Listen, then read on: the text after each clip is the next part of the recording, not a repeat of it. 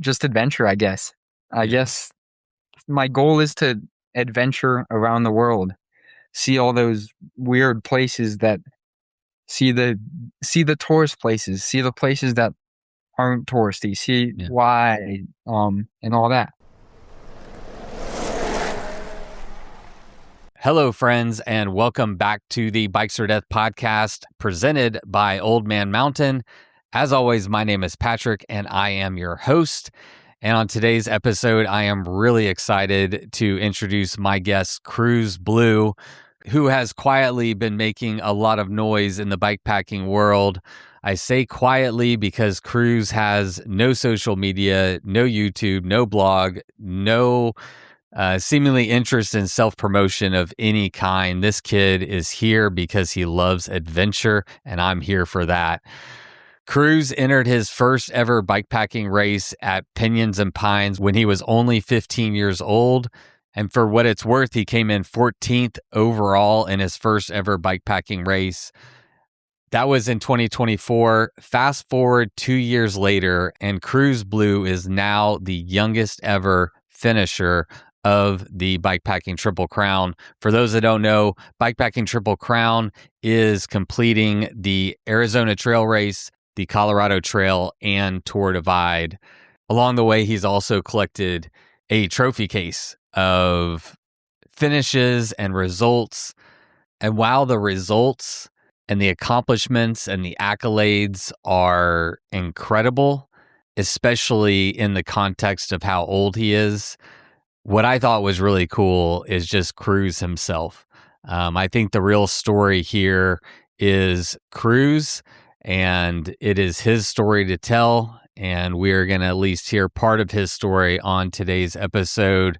I really like this kid. I think you're going to like this kid. And it was an absolute pleasure to have him on the podcast today. So that is what we got for you. But before we get to it, let's take a moment to thank the people that made today's episode possible, starting with our latest batch of patrons. This week, we would like to thank Gabe Dillon and Jaron Zen for signing up to be sustaining members of the Bikes or Death podcast. We really appreciate your support and everybody who can contribute to this work. If you would like to find out more about how you can support the Bikes or Death podcast, please go to patreon.com/bikes or death. And next up, Eric Finner is back from Old Man Mountain, but we're not talking Old Man Mountain today. Today, we're talking about something else. Eric Finner, welcome back to the podcast, man. How are we doing today?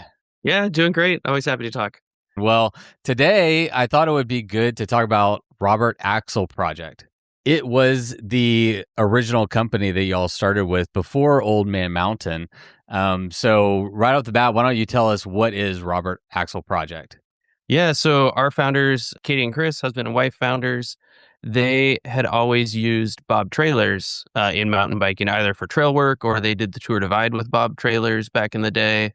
And, with quick release, that was a piece of cake. And then they got new through axle mountain bikes in about 2012 and found out, hey, we can't attach our Bob trailer anymore. So they went to a machinist buddy, paid him some beer and a little bit of cash and had him turn up some axles for him. And then they had some friends asking for them, and they went to go put them on those bikes and found out, hey, this is crap. It doesn't work. It doesn't fit. So unlike quick release, which has been the exact same thing forever, they found out through axles are different lengths, different thread pitches, and nobody knows what those are. So Chris started a thread on MTBR posting, this is the Robert Axel Project, so the Bob trailer, Bob, Robert Axel Project. And that's where the name came from, because it was never meant to be a company. It was just this little axle project thing he was doing for fun and to figure out how to tow these Bob trailers around. So that was 2013. Pretty quickly, it became their full-time job and full company. We do, OEM for other axle companies, other trailer companies, and all that. But we've been making a ton of axles to attach whatever you want to your bike. So kid trailer, cargo trailer, dog trailer, through axle adapters for trainers, for Wahoo trainers, for weird ones they don't make. Yeah. Yeah, That's all actually kinds. what gave me the idea for this is because I was setting up a Wahoo trainer and y'all make the adapters to Mhm. mount for through axle. And I was like, we should talk about Robert Axle because y'all are doing a lot and I think it flies under the radar. And I think one thing that you highlighted was how complicated they are. But I also know that y'all have a tool on your website that makes it easy to find the actual product that you need, right? Yeah, that's really one of the huge keys to our success is because you'd think, hey, we're just a long bolt company. Like, how hard can that be? Like, through axles are just Right. long bolts. But it's not like you might say, hey, my bike has 142 hubs or Boost 148 hubs. Like, that's easy, but that's not your axle length because now you have to factor in the thickness of the dropout on both sides and then also the thread pitch. And there's 1.0, 1.5, 1.75, and then a bunch of other weird stuff that companies get into now and then. Yeah. And a lot of times, if you go look like what's the axle spec of my bike on a company's website, they just say 142, 148. And even the axle will say that, even though it's actually like 167 millimeters and this thread pitch. Like, so we've created a database that has thousands and thousands of bikes in it. All you do is you tell us, hey, I've got this, trek session or something like that, and I need a front axle, and I have a recon fork or something like that. Like, all right, we've got you on that. Or, here's the rear axle you need, and we just tell you exactly what to buy. Like, you don't have to do any measuring or figuring it out. We've just got it in the system. I have used that tool so many times throughout the years, like way before you and I were doing business together. I was trying to figure out how to mount, kid carriers to the bike and, Mhm. the Thule trailer. And I've used that tool and I've got to tell you, I really appreciate it because figuring out all those pitches and stuff isn't a lot of fun. Do we also have a code for Robert Axle Project? Yeah, we can use the same one, Mountains or Death. That'll work on there and do 15% off. All right. Any axles, tire plugs, whatever you need. Sounds good, man. Well, I appreciate you coming on and sharing a little bit more about Robert Axle Project, man. We will see you next time. Sounds great. Thanks. All right. Ching, ching, ching, ching, ching. The bills have been paid, and now it is time to get to my chat with the one, the only, the youngest ever Triple Crown finisher, Cruz Blue. But first, let's have my friend Miles Arbor kick it off with the Bikes or Death theme song. You load up your bike, you ride away from home. You could be with your friends or you could be alone. You ride for a day or maybe more. You just love being in the great outdoors. Everything you need is strapped to your bars, including that new pillow you got from Santa Claus. And then you think, oh shit, to yourself. You left that super lightweight tent on the living room shelf. Bikes or death. Bikes or death. Podcast. How you doing? Great. How about you? Couldn't be better. I could be better, but that's not neither here nor there. I don't know how closely you're following. Let's see. I'm recording. Good. Like the border wall that they're building in Big Bend. But the Big Bend's in my backyard, kind of, as a Texan. I don't know if you know. I live in Texas. Wait, Big Bend. I'm, despite the fact that I ride my bike a lot, I am not exactly sure where Big Bend is. Oh wow, yeah. Google it real fast. It's like 1.3 million acres of public land on the far western side of Texas. It's essentially the border between Texas and Mexico on the Rio Grande. And I think one of the prettiest places in the world if you like desert environments. Oh, wow. I'm going to have to go there sometime. That looks beautiful. I know. I think you should. I actually, I don't know if you know, but I host my own race series called the Texas Showdown Series, and it's 3 parts. So it starts in East Texas, then we have a race in Central Texas, and then we have a race in West Texas that's in Big Bend. And I was going to wait to the end of the podcast, but I'd love to give you a free invitation and invite you out to any of my races sometime. So if you ever want to come to Texas, I'd love to have you. That'd be super rad. Yeah. I like the only experience I have with Texas is one of my friends moved down there, and that my dad one time like was traveling through and went to bed on what he thought was the middle of nowhere and woke up to somebody being like, "What are you doing on my property?" Yeah. Was Hmm. he cycling? He he was hitchhiking and Oh. ended up in Texas somehow, just Okay. adventuring. So it's I'm probably not. back in the day. Yeah, Um, this was before I was born. Like, Gotcha. mhm. Yeah, that's one. I don't know how familiar you are with Texas, but we only have like less than 3% of all of Texas is private land. And so like it's one of the challenges of like recreating outdoors here is that like you're often going to be on somebody's private property. And the fucked up thing, oh, sorry, cussing. The messed up thing about Texas is that they have, this is so messed up. I even hate saying it, but if you're trespassing on somebody's property, they legally have the right to shoot you dead. Like no questions asked, and like they will go to court and the court will say it's all fine, buddy. Wow. So like Okay. you The can't part I mess left, around with that in Texas, dude. It's so messed up. dang, because the part I left out about that was he woke up to the owner pointing a gun at him, like, "What are you doing?" Yeah. And yeah, Yeah. That doesn't surprise me. I hate that. Sorry everybody, but that's also I would say the value in like if you're gonna go Texas and go bikepacking or adventuring, like go on vetted routes. Like, you know, if you go on any of my routes, I can promise you you're gonna be good. There's a lot of other people out there making routes, but yeah, it's no joke, man. It's yeah, kind of crazy. dude, Yeah. this looks nuts. There's so much in here. Yeah, it's wild, isn't it? Hmm. Yeah, so my West Texas showdown is in Big Bend and it's December 4th through the 6th this year. And I have a feeling that would interfere with your school schedule, but maybe you need another excuse to skip school. Yeah, I normally I would be like pretty down for skipping school for big bike trap packing trips, but I'm not going to have that opportunity this year. I'm going to be doing some super rad schooling.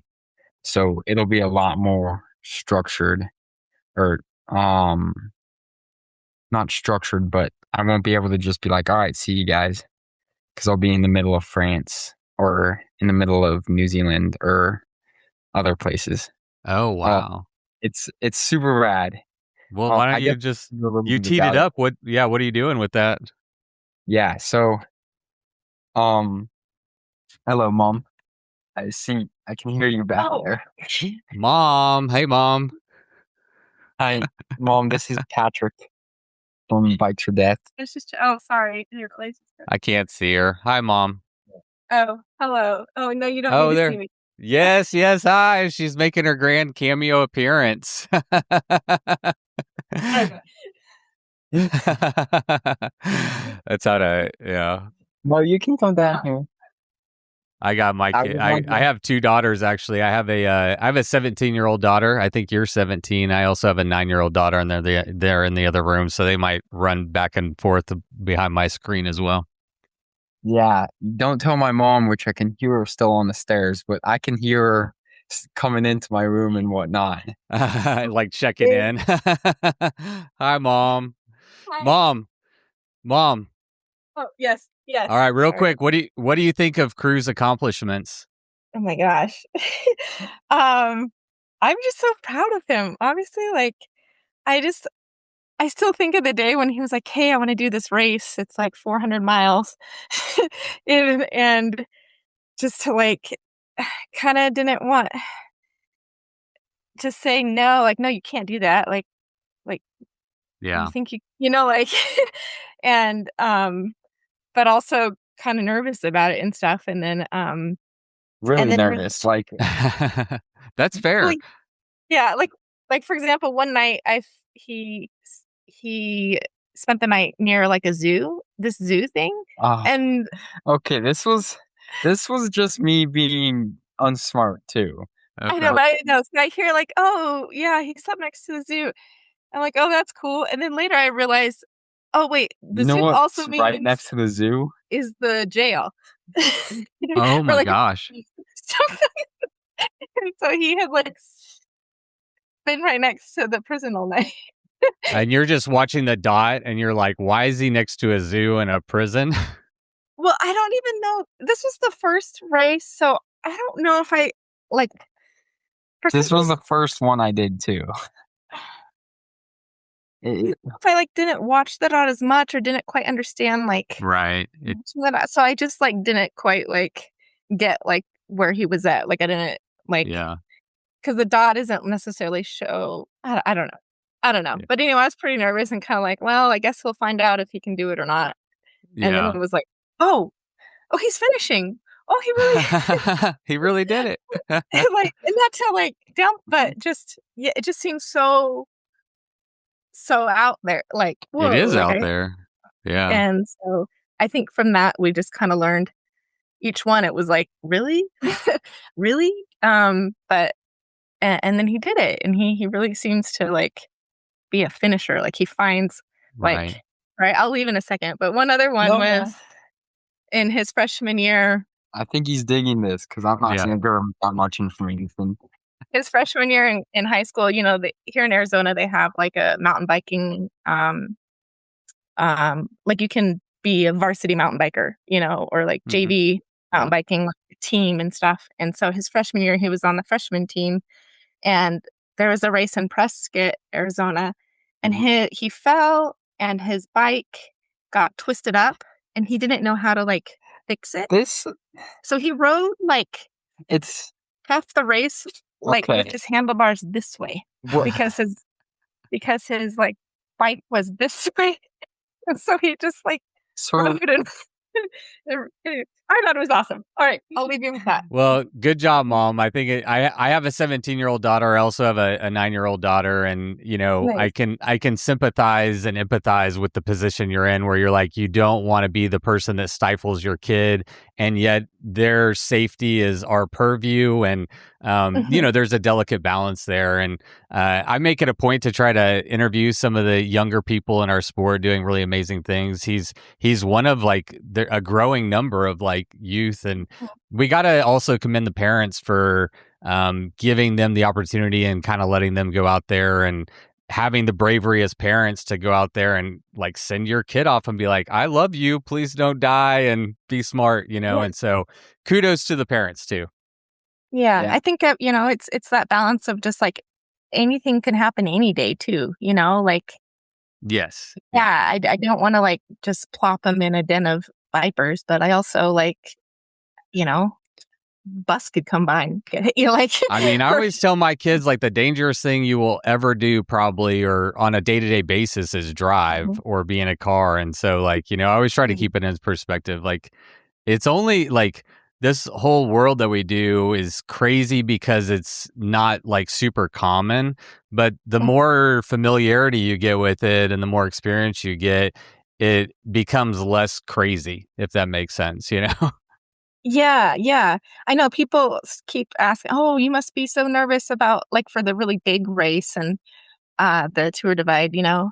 And it's like you kind of get used to it. Yeah. And Well, awesome. Well, just good to that meet you. Good job, Mom. yeah. All right. I've got this little space in my room that every time I come back, it's always like opened and she's just like hanging out in my room all the time. Is that Pretty because much. she probably just misses you because you're always gone riding your bike so much? Yeah. I guess so. Oh, she actually left. Oh, she actually left. All right, now we can talk about her. No. All right, so you were talking about your exciting school year you have ahead of you. Yeah. So it's called World Class Academy. And basically, like, what they do is they have these. I'm actually super psyched about it because, well, for thousands of reasons. Number one, I get to ride my bike. Number two, I get to be in cool places. Number three, I get to ride my bike again in cool places. And like schools gonna be rad and all this. But from the school perspective, it's like right now I had a few classes that I just sit in school and I'm just like, what am I doing in school? Like I Right. need to occupy my brain so I'm not like thinking about what I could be doing other than sitting in here wasting away right now. And so I had a few classes that I didn't have big workload in. So that was really annoying, or any workload in. Yeah. So it would so hopefully I never get this in this academy. And then if I do get that, hopefully they're just like, oh yeah, Cruz, go ride your bike if you want. And so so how it works is it's different. I've never really done downhill before, but this is kind of more enduro based. Oh, cool. So I'm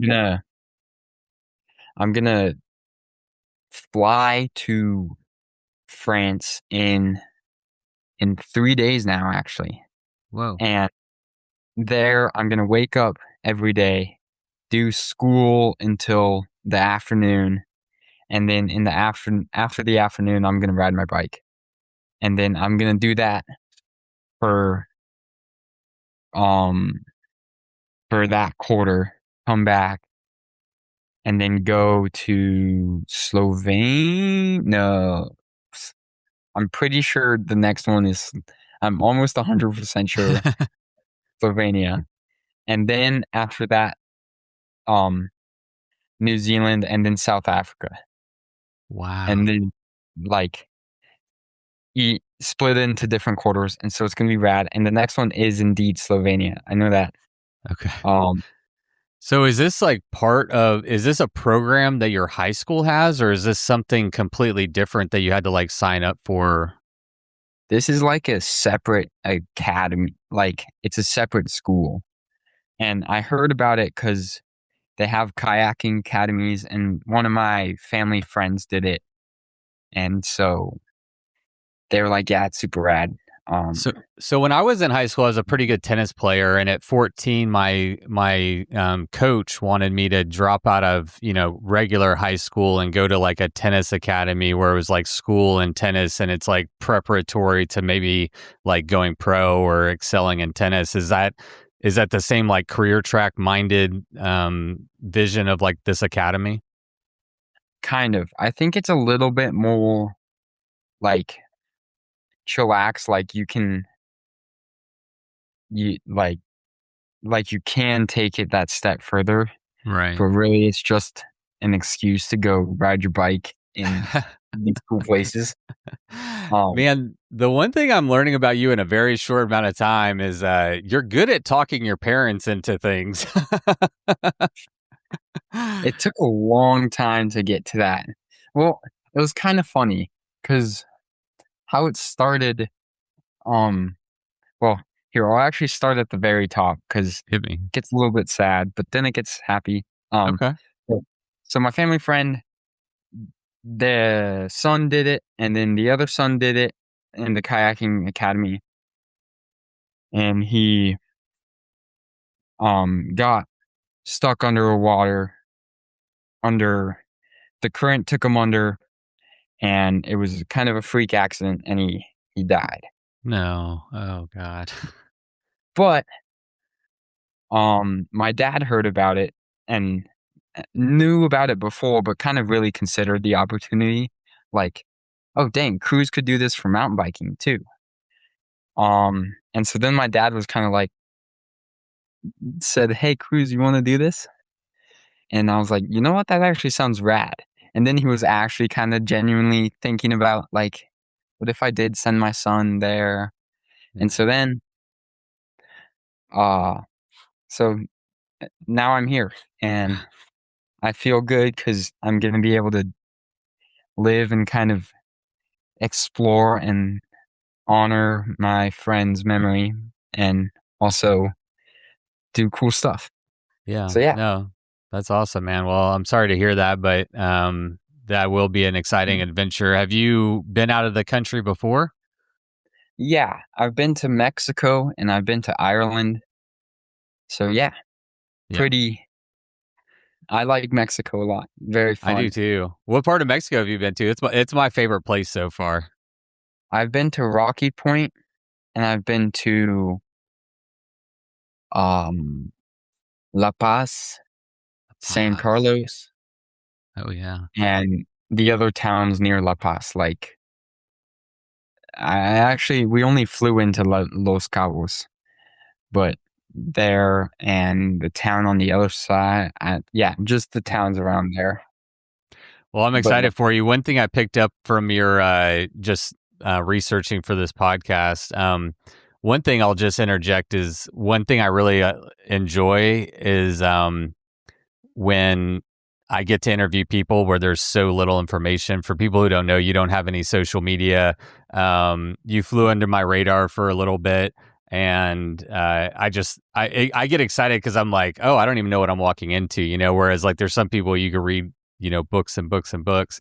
But one thing I learned while I was researching is that you didn't seem to be a big fan of school, which is fair. I'm actually a high school dropout. School and I did not mesh very well. And my parents actually, when I was 17, and they were like, do you want to drop out? And I'm like, I do want to drop out. And so I never even finished high school. So I guess I'm happy. This is like a major shift from like, are you going into your junior year? I'm going into my senior year. Senior year. Okay. Yeah. So you're almost done.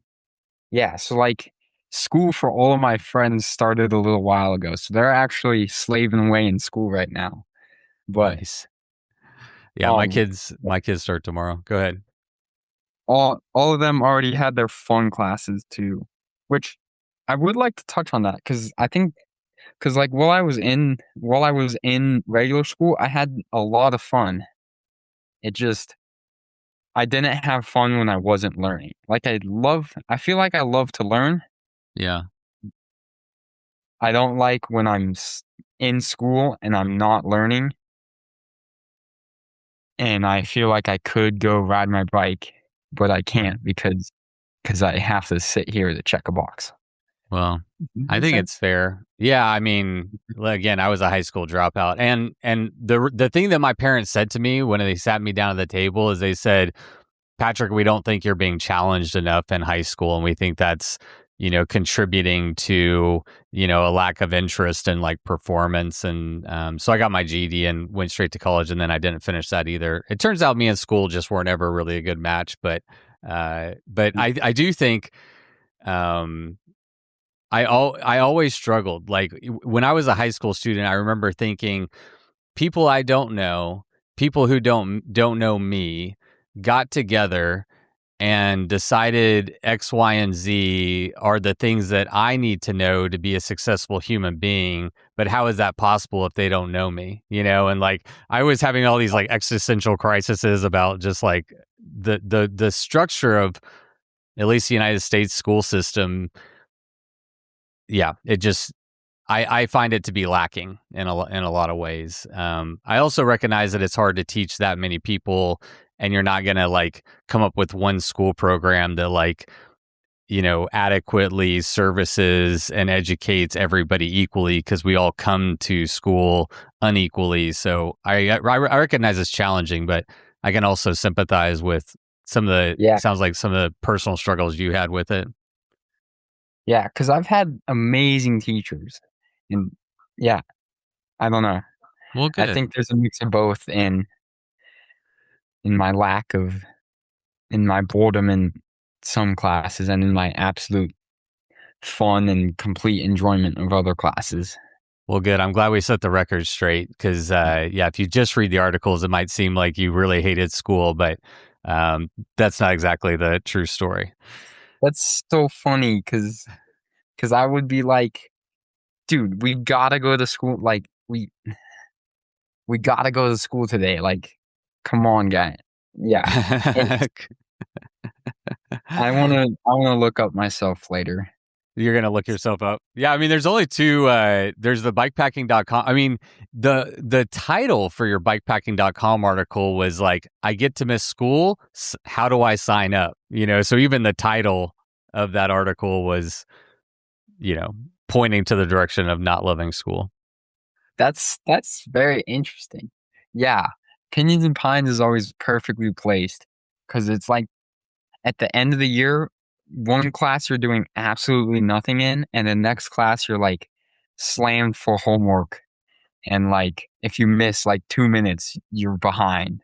But then and so it's perfectly placed where we have this one day at school where they have like a big gathering, and I don't have to go to that because I'm riding my bike. So Yeah. that's good.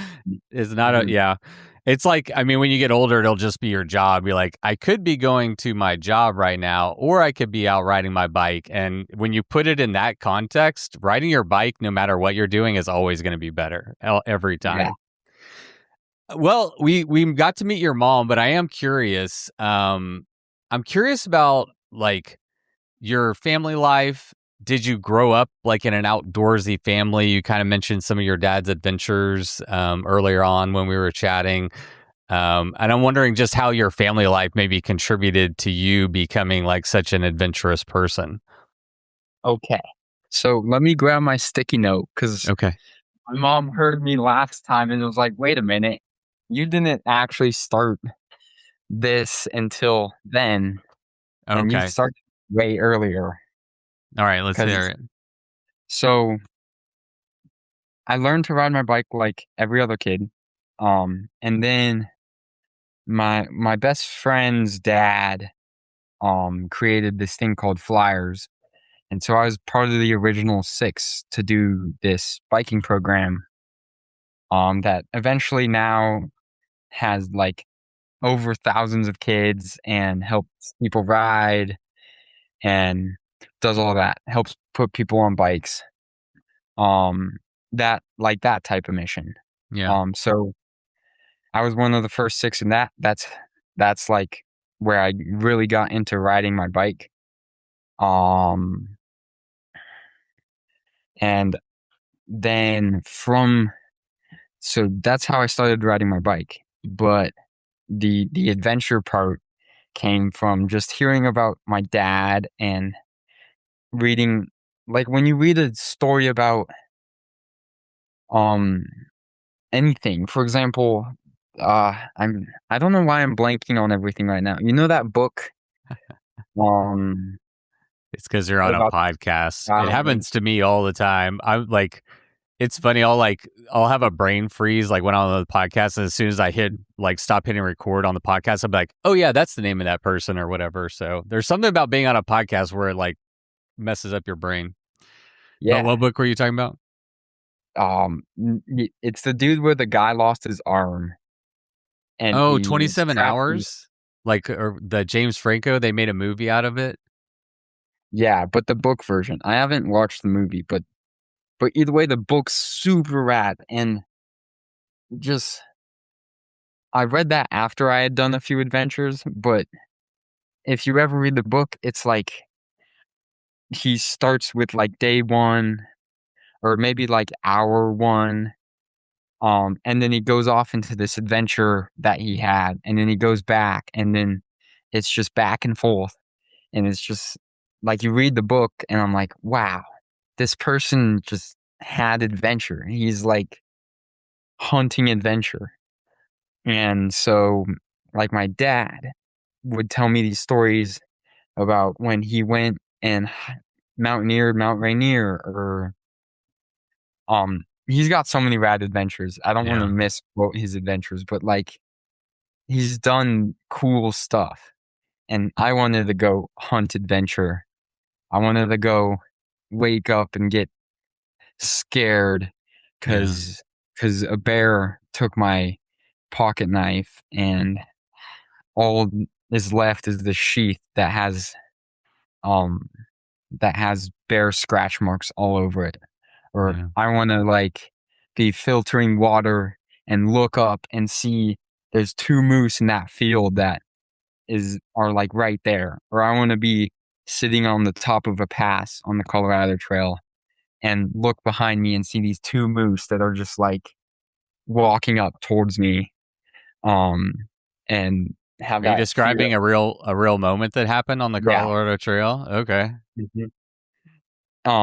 And all of that. So I just wanted to hunt the adventure, and bike packing was a way for me to hunt that adventure. Yeah. Did you grow up doing much like camping and adventuring with your dad, or had he done more of it like prior to you coming along? So by ratio, he's done more before I came along, but we go on a lot of adventure together. Like we've gone car camping. Like before I did bike packing, we've gone car camping. We've gone backpacking. I would have these birthday trips. So like every birthday we'd go, I'd be like, hey, you want to go backpack? And he'd be like, sure. And we'd go for like a few nights somewhere. We would just ride bikes, have fun, Yeah. So he classic rides dad too. fun stuff. Yeah. Yeah. hmm Did he ever do any bike packing or bike touring? Nope. I brought him into that. Okay. So now he's doing Yeah. it. I'm still trying to get him to do it. I tried to get him to do P&P one year, and he Mm-hmm. rode like the first 100 miles of the course. And I was like, I don't know if this is what I want. I don't know if this is very fun. Which is, I will say, I'll just implant this right here. That is a totally fine perspective for anybody to have. You know, I think Yeah. like some people want to go ride for 400 miles and not sleep and eat gas station food and not take showers for days. Like for some people, like that whole thing is like very appealing. And for other people, they hit 100 miles or whatever and they're like, that's enough for me. And that's Yeah. fine too. Like, you know, we don't need to glorify like, you know, it's just Yeah. everybody enjoys it doing it differently, I guess, you know? Like my dad's done some rad adventures. He just wasn't this wasn't his choice of Right. adventure. Yeah. Yeah. There's so many great ways to adventure and we just Mhm. find our own that works for us. Yeah, exactly. Yeah. Let's see what else. So that's what I was going to ask you. When and how did bike packing come on your radar? And I'm also curious, like, uh, you know, bike packing, I'm sure you know, is still like a younger and a niche sport. Like 10 years ago, though, it was like much different than it is now. And I feel like it's becoming more mainstream. And so I'm kind of curious, even like from your perspective as a younger kid, if like bike packing is just more like visible now. But yeah, how did you come to find out about bike packing? So first, like I live in Flagstaff and Pinions and Pines is in Flagstaff. Mm-hmm. And so I had been kind of hearing rumors about this race that changes every year where you go and you camp out. And then one of my friends, Sarah Higgins, or like I knew Sarah Higgins and Sarah was like, all right, I'm gonna do this like this year. And whenever I'd see her at a race, that was what she was talking about. And I was like, all right, I'm I want to do this now. And so then I'd like really kind of invested in it, and all these people like came and helped me, and like this other amazing bike packer Lee helped like facilitate the growth, help convince my parents, Mm. and Dana helped me. Like in my first, Dana's the race coordinator. Yeah. My first one, I typed my email in wrong, and he actually texted the number and was like, "Hey, I think you put your email in wrong," and so that was awesome. Um, and just like, yeah, I guess that's how I heard about it. Okay. Yeah. Like where were you at in your like cycling and like outdoorsman journey versus like, okay, now I need to make the leap up to doing a almost 400-mile race, camping outdoors, all that kind of stuff? Was that like a big leap, or were you already pretty proficient on the bike and with outdoor stuff? Proficient on the bike, like I can ride my bike. I can ride my Um, bike. but it was definitely like my dad wouldn't just let me go and do it. Like I had to do, um, I pre-rode the entire course over different weekends in between school. Okay. And that's how I proved to my dad which then proved to my mom that I was able to do the whole thing. Okay. I think my outdoorsman skills were not as good as I would like to say they were. I think they were pretty basic, pretty like I know what to do if a bear comes, but not like not that much. Yeah. Right. Yeah, there's a lot to learn. What kind of discipline in cycling do you do the most? Do you come from like mountain biking or gravel, or like when you say, "Oh, I can ride a bike," like what vision pops in your head? Like riding a technical trail. Yeah. Um, I definitely come from like a trail riding, just XC trail riding. That's definitely what I've done the most of. Never done a downhill race. I hope that I never do a gravel race Why? because gravel is bad for your health. It's called boring. I don't know if you've heard of Bad it. for your mental health, you mean? Yeah. Yeah. Yeah, I Mhm. feel that. I am like I would consider myself a mountain biker first. I guess I started with BMX riding when I was a kid, but then quickly got into mountain biking. But mountain biking in Texas is harder to come by. Like you live in Flagstaff where you're just like littered with amazing single track. And so yeah, I guess I can really like I do a lot of gravel riding, but it's almost like a necessity because like as we mentioned, there's so much like private land that Yeah. you just kind of have to ride gravel. But my heart certainly lies with trails, single track, mountain biking. The more technical, the better. Yeah, dude. It's so much fun. That is true. I am spoiled with my trail choices. Like right now I'm looking out and there's literally a trail right behind my backyard Yeah. that mhm. What trail is And it? it's I live right next to the jail right over there. I don't know. It's just some social trail back there. Oh, you don't. Is it not one you go ride frequently? No. I usually take the the other trail that's right next to my house to the better trails which are slightly further away. So I actually don't ride the one that I'm looking at right now very Oh, often. all Just right. like right behind. I don't know. It's flat. I've got What's better your choice. what is your better choice? What is your kind of like your home stomping ground, your home ride that you go do most frequently? That's really interesting because it's kind of changed as the years go on. Like my dad's house sits right at the base of Eldon, and so all the trails are right there. And my buddy lives like right up the way.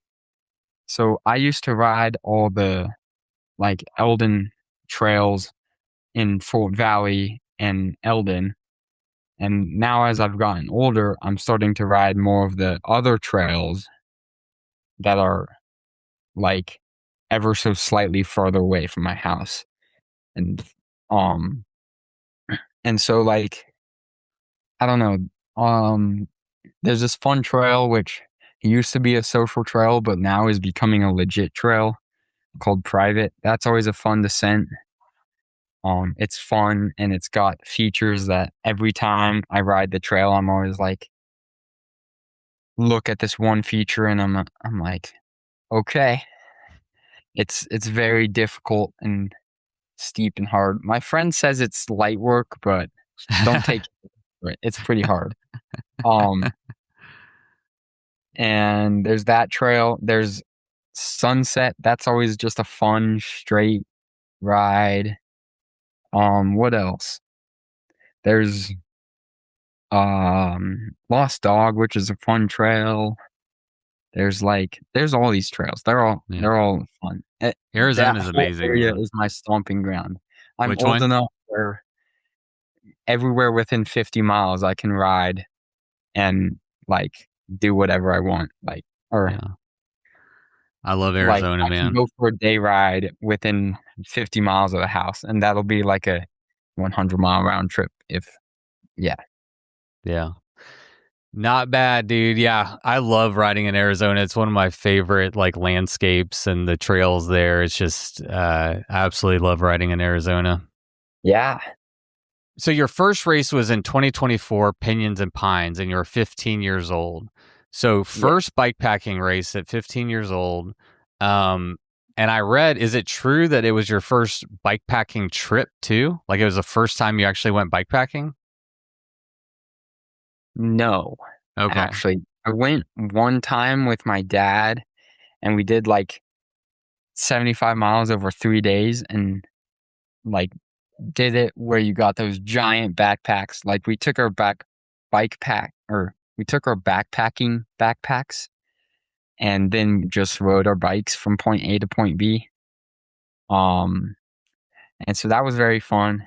And then I pre-rode the course over each weekend. So I did like one part, camped out, did a little bit more of that part, and then got picked up, and then started at that spot next weekend and did one part, camped one part, got picked up, and then did that for a few weekends. So that was my experience leading up to that race. Yeah. Doing that pre-ride, did that make you personally feel confident? Obviously, that was the thing that like helped tip the scales in your parents' eyes. But like when you went and did that, you also got a really good look at what you're about to be doing in more competitive race setting. Did it give you confidence, or did it kind of even scare you even more? If you ever were scared, I don't even know. I mean, like the dark scary, like that was cool. I don't think I was as scared as I was excited. I think I would have done it regardless.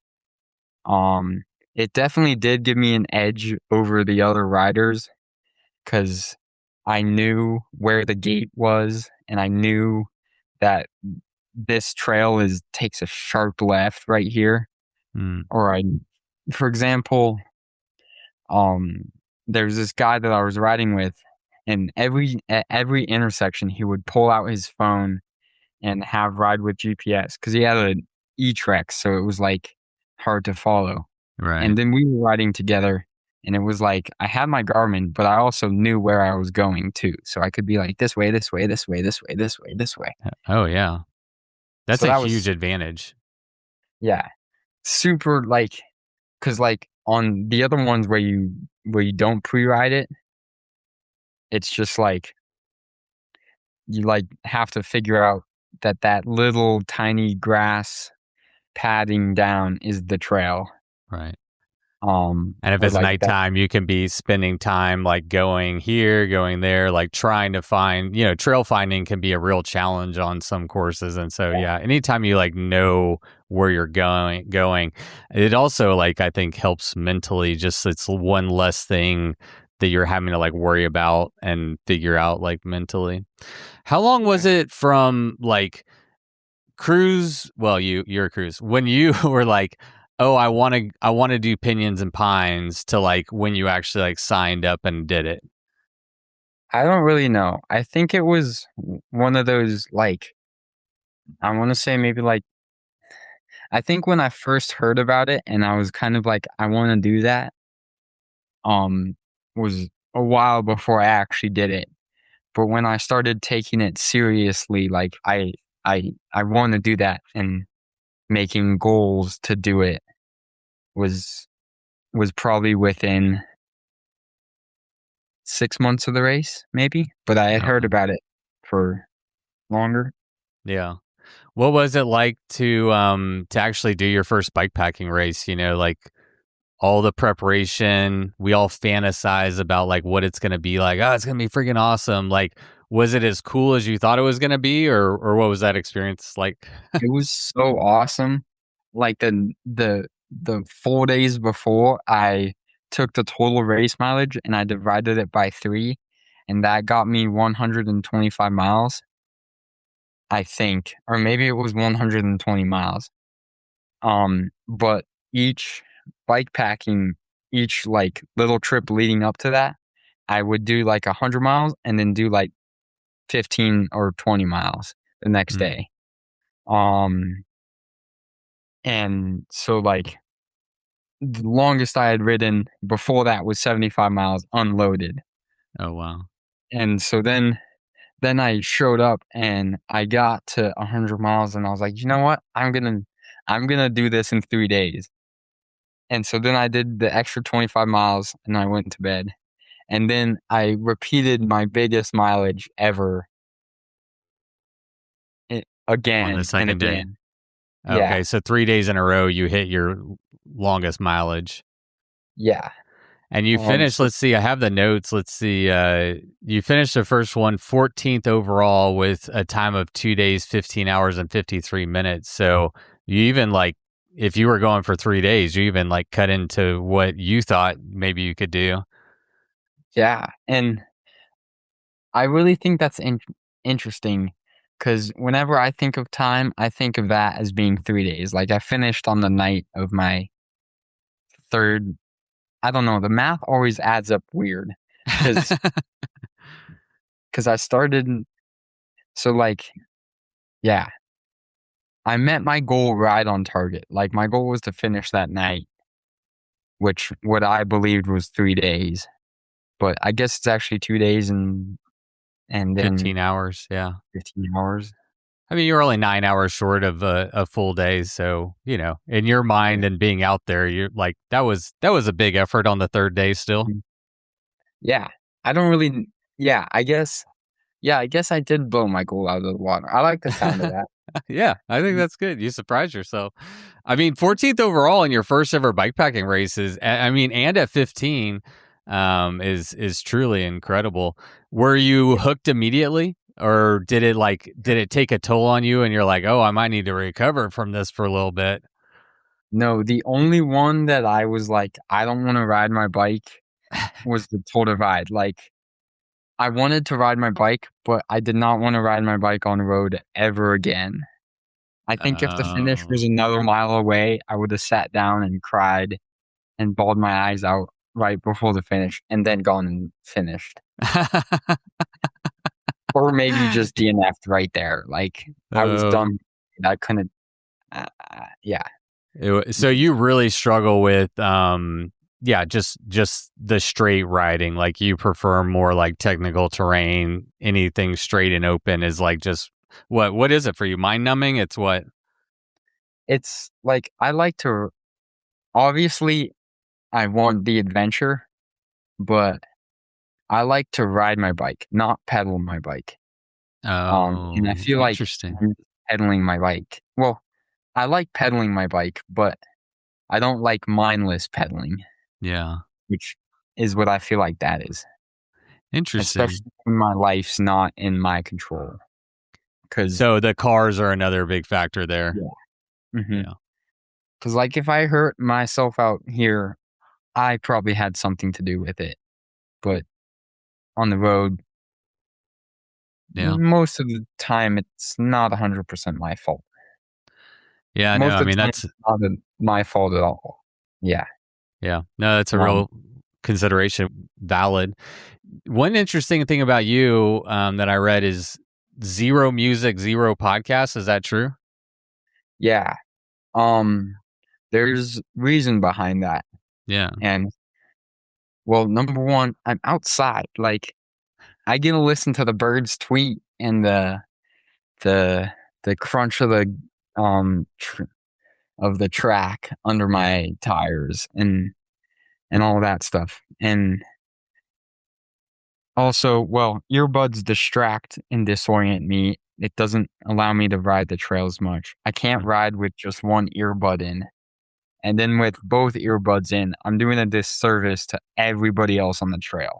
Yeah. There was this one time that I was riding with my grandpa in Phoenix, and I'm like behind this dude, and same thing where you're like, "Hello, can I pass? Can I pass? Can I pass?" And then I like slowly increasing volume, and now I'm like, "Hey, can I pass?" Uh, Almost as loud as I could, and he like, I, I had been behind him for a hot minute, slowly getting up, and he just whips around, and he's like, "Why did you yell at me? You could have just like a terrible experience." And he had his headphones on, and I was like, I just kind of took it and kept on moving, Yeah. but I didn't appreciate that at all. I didn't, Yeah. and No. so want to and do that to anybody on the Yeah. trail. I think we've all had that experience. I mean, I haven't actually been yelled at. I've had more of the experience where like I'm yelling, I'm ringing the bell. And what happens is like I always just scare the crap out of them. It's like, and I don't want to like, I'm not trying to scare you, but also like you're impeding the trail by having like both your headphones in and you're not aware of your surroundings. But what about for like the Tour Divide though? Like, uh, all those mindless miles, did you consider throwing earbuds in or music or anything to like help with that? Because I totally relate, man. You're out on AZT, like you're in a remote, like pick a place, remote wilderness experience. Like that's where you want to be, right? And I get that, but like, man, I could see on those long stretches of Tour Divide, just throwing in some Led Zeppelin or whatever you listen to. Yeah. So like I would like play only the best song, only the best part of the best song on repeat in my head. Like, when you do that, when you get a song Yeah. stuck in your head. Yeah. And so that would be something. And sometimes I just try and face it head on. I don't want that to sound like I'm super cool, but I don't know. It just wasn't really. The music is for comfort, and having earbuds in is not comfortable. So it it's the lesser of two pains. I can either face it head on, or I can put in earbuds and be frustrated because the earbuds don't fit well, or they don't sit in my head, or yeah. What about just playing music on your phone? Like, That's if you just have your phone on your handlebars. Oh, and then, yeah. So battery power conservation. Yeah. Mm-hmm. So just full on. What do you do mentally? Do you find yourself to be like a fairly like optimistic person in your head when times are hard? Are you able to maintain a happy headspace? Yes, for the most part. My hardest time is when I miss people. I'm fine being miserable. I'm fine like in the cold and wet. I'm fine pushing my bike up hills. I'm fine being hurt, but I'm not fine when I miss people, or when I miss my family, or that's like what puts me over the edge. And so what I do is I carry notes, handwritten notes from my parents, from my family members, from people that I care about, or people that want to write notes. And then when I'm down, I'll read a note. And sometimes I'll read several notes. Sometimes I'll get a text on my phone and I'll save that for later. Mm. So you mean like you won't even open the text, like you'll kind of wait until you're at a low moment and then you'll check in on what it is? Yeah. Yeah. That's And smart. the notes are super awesome because I can use them while they're out of service. And like I can really feel that connection to that person. Like on the Arizona Trail, my grandpa wrote me a note, and he actually typed it up because he was like, my handwriting's not getting very good, which compared to my handwriting, his handwriting is amazing. Yeah. But it was so amazing and such a sweet note, and it brought me to tears, but good tears, happy tears. Mhm. And so that's what I do. Yeah. That is so great, man. I love that. Yeah. Was that note your grandfather wrote you? Was that on your first AZT attempt or your second AZT attempt? On my second AZT. I didn't have notes on my first attempt. Maybe that's what was missing. Eh. we can go as to why I DNF'd on the first. Yeah. Let Um, me fill in the gaps real quick. So you did your first Pinion in Pie in 2024, came in 14th place, and then the next thing you signed up for was an AZT ITT attempt, and it was a DNF. And I was curious, were you going for the 300 or the 800 that time? I was going for the 800. All I right. wanted to go big or go home. Absolutely. Yeah, you don't play around. You wrote on one article I read that you got severely humbled by the AZT. So yeah, fill in the gaps. I did get humbled. Um, this this was my second like extravaganza, and so my dad wouldn't completely leave me alone for it. Yeah. Um, like, well, a few things happened. My mom was going to Mexico with my siblings, so they went to Cancun, and I went to go ride my bike, which was my decision. Like, my mom's awesome. She Yeah. didn't say, "All right, we're gonna go to Cancun. See you later." Um, well, she didn't say that in a mean way. Um, and so my dad, what didn't feel comfortable leaving me completely alone.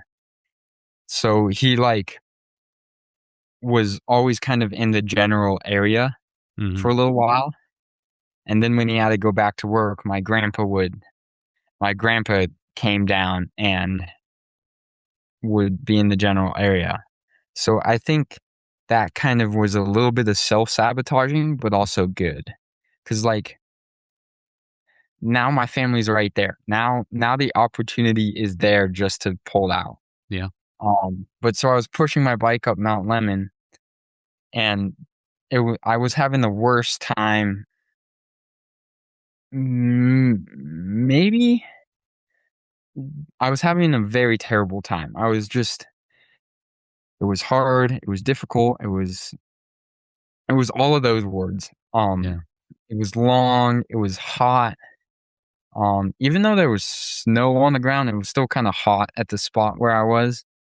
Um, and all of a sudden, I miss my dad so much, and I'm just like, like, I I would have done anything. If somebody showed up and was like, "You can see your dad right now, or you can have all the riches in the world you want. Never even have to like, or I'll give you a Ferrari or something." Um, I was like, I would have chose my dad straight up every time. Um, but so I remember it so clearly. So I'm rounding this bend, and I see my dad, like, or no, I don't see my dad. I hear "caca," and I'm like, in my head, I'm like, that can't be. There's no way. He said he was going to work today. You thought you're Um, hallucinating. You're missing him yeah, so bad. You're like, maybe I'm just hearing it. and so that's what I kept thinking. And then I was like, well, I'll just see. And I respond with the caca. And then I hear a return one, and I'm like, that's my dad. And then he walks around this bend, and it's just it was like the best moment of my life ever. Um, I I it was amazing. He like there could have even been like the sun was probably to his back, so he was like silhouetted and it was shining too. Like that's how Yeah. I remember it. It was so amazing. Um and then I finished the lemon push and it's dark out, and my dad was like, "Well, why don't we get a hotel?" And so he like got me a hotel, and then he drove back that night to go to work. And then the next day I was like riding my bike, and I'm kind of limping now, or just limping on, not Yeah. metaphorically limping on. And so I get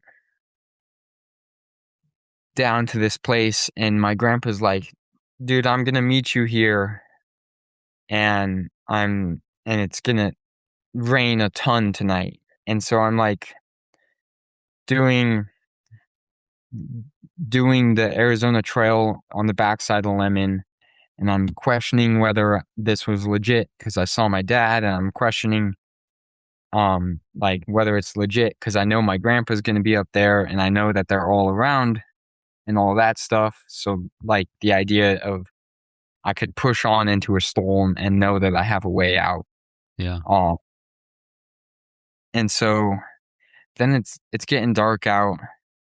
This is the day after I saw my dad, and I see these two hikers, and they're like, dude, you can come back and do it, but you can also take a rest day and just all of this stuff, like trying to help me make a responsible decision because I was thinking about quitting. So then eventually I get to where my grandpa is, and I'm like, I really want to try and continue this adventure. I don't want to sleep in the RV because that definitely would be cheating, like hands down. And then eventually I'm like, you know what? I'll take it. I'll take that warm bowl of chili. I'll take that nice and cozy bed. I'll take beating you in a game of Rummy Cube. Or maybe I actually think I beat him. I'm going to say I beat him. And then that morning he was like, well, you're out of the race now, but you can still continue on. And so I rode to the next spot from like Friedman Road over to I think where you come into Globe no, it's not Globe. It's that little community right after Ripsy Peak where you can Where get they have the pizza? Yeah. The pizza place? Yeah. I don't remember what it's called, but that's what I was thinking. Yeah. But I came in there and my grandpa was there, and I was like, you know what? I don't really want to do this. And so then I came home and I went skiing the next day. So it was super fun. Nice. Yeah. So did that quote unquote failure? I don't like to categorize them as failures because I think every time you learn, it's not a failure, and so you obviously learned a lot. But like, did you process that in any kind of negative way, or did you just chalk it up to a good learning experience? I mean, it was hard. One of the things the hikers that I met said was, think about what you're going to do at home. Like, you're just going to be sitting at home thinking about how you could have pushed on. Mm-hmm. And I did fight that a lot, but it also helped because I went skiing. Yeah. Like, also that day, there was like a few text messages from my friends like, yeah, go cruise. And one of my friends is like, hey, you want to go skiing tomorrow? And so like, I don't think that contributed to the DNF at all, but it was sure nice to not stop the adventure because yeah, you had a soft landing, literally. Yeah, and I mean the AZT is a freaking monster too. Like to go on the AZT for your second bikepacking trip or race attempt is like, that is mind-numbing, and AZT is going to humble anyone. I attempted it a couple years ago, just the 300. Well, I shouldn't say just the 300. I attempted the 300, got to Tucson and pulled it for heat-related reasons. But I feel like I needed that to like wrap my head around how hard the AZT is. So like next time I go back, I'll be like more mentally and probably even like physically prepared, for it. So I don't look at mine as a failure, man. Like that was one of the best experiences I've ever had on a bike. I love being in like real wilderness environments where like the stakes are really high and there's a premium on decision making and stuff like that. I think, and the technical riding is freaking insane. So I loved it and I can't wait to go back. Yeah, it definitely helped me like be like, oh yeah, Cruz, you're not invincible. You can't do whatever you want. But it also said like, hey, Cruz, finishing is amazing. Like finishing is cool. You don't have to race to finish. And so I took that to heart on the Colorado Trail. I mean, I was still pushing, but I was like, cool. I'm going to go to bed every night before and try not to stay up crazy late so that I can see all the beauty in the morning. And that AZT ITT attempt is your only DNF, isn't it? Yeah. Yeah. So you finished everything else you started. Mm-hmm. Yeah, which is freaking amazing. I want to get this in here. We have to talk about your Triple Crown because that's kind of like that's a big deal. I don't know if you know about that, but the next thing you attempted after AZT DNF was Pinions and Pines again this year in 2025. Mm-hmm. Now you're 16 years old. 10th overall, by the way, 10th overall at your second attempt. But that is the one where you have an article on bikepacking.com, talking about your experience on that race. And one of your friends has an article there as well that did it with you. And great article. Everybody needs to go back and read it because your writing in that is so good. Like I was really interested to talk to you, and then I read that, and I'm like, oh, I like this guy's like sense of humor and his personality. So you talk about in that article your superpower. So what is your superpower? Oblivion. Oblivion. And it's really like it helps a lot because like on the Tour Divide there's like this section. I mean, I do my research, but there's this section of road that's like 100 miles long, and Oblivion helped me that entire time because each time I would see a dirt track that would go off, and I'd be like, "Ooh, that's me, that's me, that's me," and then I'd look at the Garmin, and it'd be like, "Oh no, that's not me." And so like that helped me just like keep on going because every time I thought, "Ooh, I'm gonna get off this main road. Ooh, I'm gonna get off the main road. Ooh, I'm gonna get," but never happened. What is Oblivion? Describe it for people who don't know how that is a superpower. What is it? So my definition of Oblivion is like ignorance. Like, yeah, ignorance is much like just the ignorance of ignorance. Yeah, let's go with ignorance. Yeah. So it's literally just like, I don't know what's coming. I don't know what I can and I can't. I mean, you're still young. This is your third attempt ever at a bikepacking event, and you don't know what you don't know. You don't know where your limits are. You really don't know how far you can go. You don't know how little sleep you can get and still keep going. And so like all of those unknowns in your mind are a superpower because you can just be like, well, I don't know. Maybe I can ride, X, or maybe I can do that. Yeah. So yeah, I guess that's Oblivion. And that was also awesome because I convinced two of my friends to start it, and one of them started it and the other one finished it. Well, started and finished it. So that was super rad. And she had like a incredible time and became the youngest finisher of that youngest female finisher of that year. And of all time. And now she just became the youngest female finisher of the Colorado Trail too. Wow, being that's amazing. by a month by me. Wait, say it again. What did you say?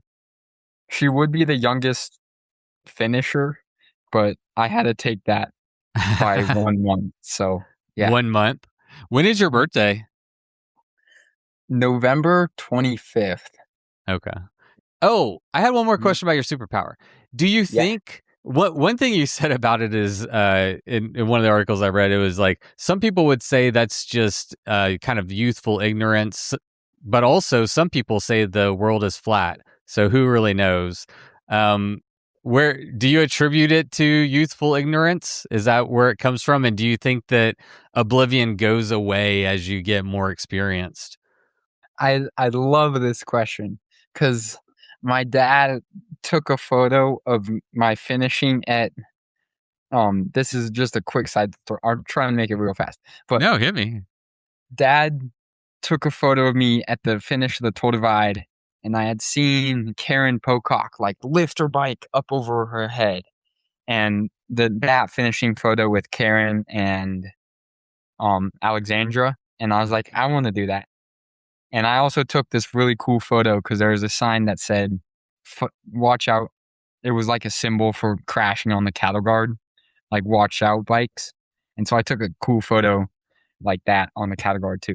But like, so I'm lifting my bike over my head, and so you can see my underwear, and my underwear is on backwards, which, if you don't know, is like backcountry savants where like flip their underwear in and out Yeah. for multiple day use. Yeah. And so one of my buddies was like, is he a backcountry savant or is he an ignorant teenager? Yes. And so basically, I think I like to think of myself as a backcountry savant, but in reality, I'm just ignorant and keep riding my bike, or maybe you are a savant. See, you don't really know. Like, maybe you are a savant and time will actually tell, or maybe it'll turn out you were just a youthful idiot or something. Okay, well, tell us, the underwear, was that intentional or not? Let's spill the tea. No, that was not intentional at all. All right, so that's a mark for youthful idiot. Yeah. Or a notch Mhm. or whatever. Oh shoot, what was I going to ask you? I don't know. I guess I'll skip it. Maybe it'll pop back in. See, it happens to me too, young grasshopper. Oh, that was another quote. You said, you're like, I don't know what that means, and I don't even know if he was talking to me. Do you remember saying that in one of the articles? You were talking about Matt Annabelle. He caught up to you at like a grocery store, a convenience store or something. Uh-huh. You don't remember? No, I don't remember. I do remember meeting Matt though, and that was super cool. And one of the go ahead, tell me. Because it's just like big idols. Like, I look up to all these people, and now I'm riding side by side them. Oh, I know. Granted, now they're finishing like days in front of me, but yeah. Oh, yeah. You got time to grow. I wouldn't worry about that too. Yeah, and I mean, all your times are like super impressive. Yeah, Matt Annabelle is one of my heroes too. I really look up to him. He's an absolute legend. You put in the article that like you were in some like, state where you're like barely holding on to life. I don't really know, but you were having a moment at a gas station, and like he catches up to you and he says to you while he's going into the gas station, something about being you'll learn young grasshopper or something like that. And then you're like, and actually, I'm not even sure he was talking at all or something like that. So. Okay. Thanks for refreshing my mind a little bit, because I came into Sedona and it was super hot, and I got to that Chipotle and I was just like, dead. Like I was holding on to the counter so that I wouldn't fall off. Yes, this is the time. That's what you wrote. Yeah. And so that's, oh no, I lost my train of thought now.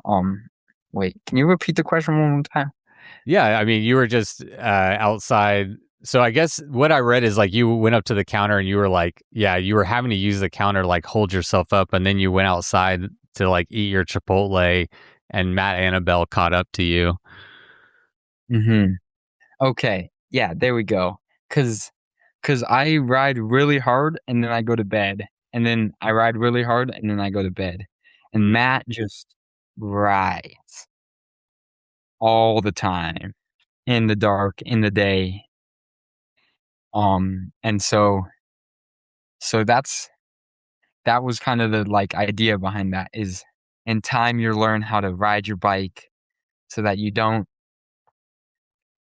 explode in the heat, and so that you can also ride when it's cooler. Yeah. So your approach. Oh, go ahead. I want to hear what you have to say. I think I'm misquoting past self a little bit, but that's what I'm going to go with right now. Yeah. No, that sounds close enough. So your approach is really just to go, for lack of a better term right now, balls out until you just crash, figuratively speaking, you sleep, and then you just go again. How often do you try to sleep for? Do you have a sleep number that you think works for you?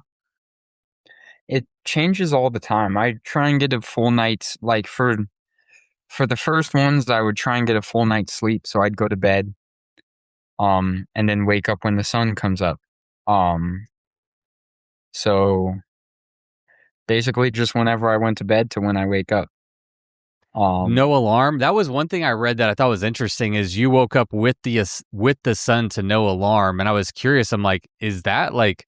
I would never be able to do that, right? Like, I need 15,000 alarms to like get me up if I'm gonna like do a big effort and sleep for 4 hours or something.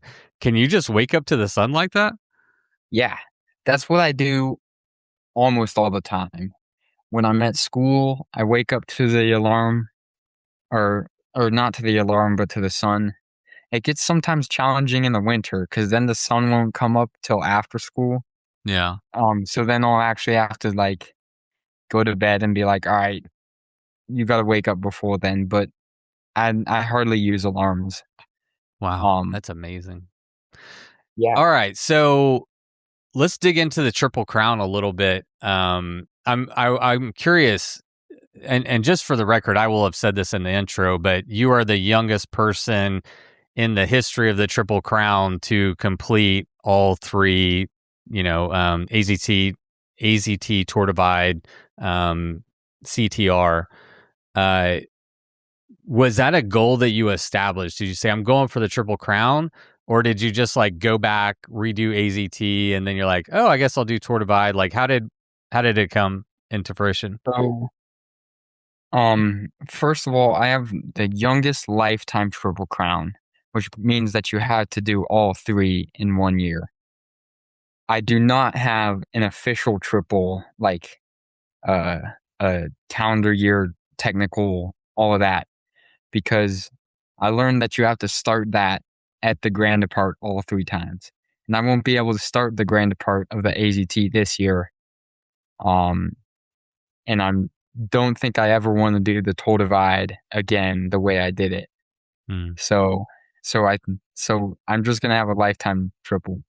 But no, I did not kind of start like that. I kind of did the Arizona Trail and was like, dude, that was rad. That was cool. And I was planning to go do like a fishing boat, work on a fishing boat in Alaska for my summer. Wow. And then a while before, I was like, you know what? I want to do the Tour Divide. Eden Teach did it. I can do it. Maybe. We'll see how it goes. And I want to do it in 20 days. And every time I'd like, my dad would be like, Cruz, tell him about how you're going to try and do the Tour Divide. And I'd be like, I'm going to try and do it. And I'm going to try and do it in 20 days. And my dad would correct me and be like, we'll see him in like 30 or 32 days. And I was like, eh. But I just had to stay silent. Silence louder. Yeah, let your writing speak. Was he basing that off of the fact that, like, so AZT, it took you over 17 days, which I have to say is super freaking impressive, dude. Like managing that environment for 17 days, like, hats off to you. That's huge. But so was he like extrapolating from AZT and being like, okay, 800 miles, 17 days. I think he's going to do it in 30 days, A mix of both. Like the AZT took forever for a few different reasons. Namely being that my goal was to finish it, not to finish it in like, well, I had a time goal, but that was very unrealistic. And my main goal was just to finish it. And so that was one thing. And then the things that led up to that taking so long was there was snow in Flagstaff. And once you get up on the Mogollon Rim, you pretty much deal with death mud almost all the way to the Grand Canyon. I'm not sure about past the Grand Canyon. Right. But And what that is it's peanut butter mud. It sticks. It gets everywhere. It's really hard. You can't ride your bike.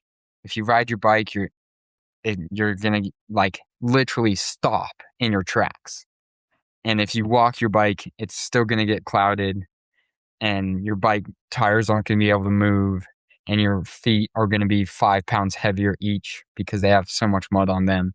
So, well, that was one thing.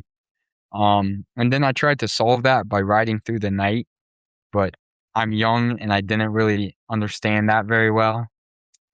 So I would like ride and then go to bed and then ride for a little bit and then go to bed. And then, like dirt nap, you'd like Yeah. go to bed, get cold, wake up, ride, go to bed, get cold, wake up, ride. And so it'd just be like, I'd like put on my puffy jacket, go to bed, or actually, that's the other thing I would do is if I didn't want to sleep for long enough to get cold, I would go to bed in an uncomfortable position so that I'd wake up to get into a different position. And then I'd be like, oh yeah, I got to go ride my bike. But it would be like, I only got 17 miles in when the ground was frozen. The idea was that I could ride in the dark while the ground was frozen so that I wouldn't have to deal with the mud. Yeah. But I would just keep going to sleep that whole night. Like, I never just rode. I just go to bed, wake up, ride to the next hill, go to bed, wake up, ride to the next hill, go to bed, and repeat that. And then there was snow. There was so much snow. I was post-holing up trails around Flagstaff that normally would take me like an hour to ride up, but now took me all day to push my bike up because it's covered in snow. So all of that contributed to it being, I think just the snow problem added 3 extra days.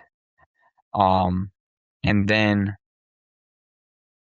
the mud, like the mud's a standard thing. So I shouldn't say that added days. I should say I encountered that problem on there.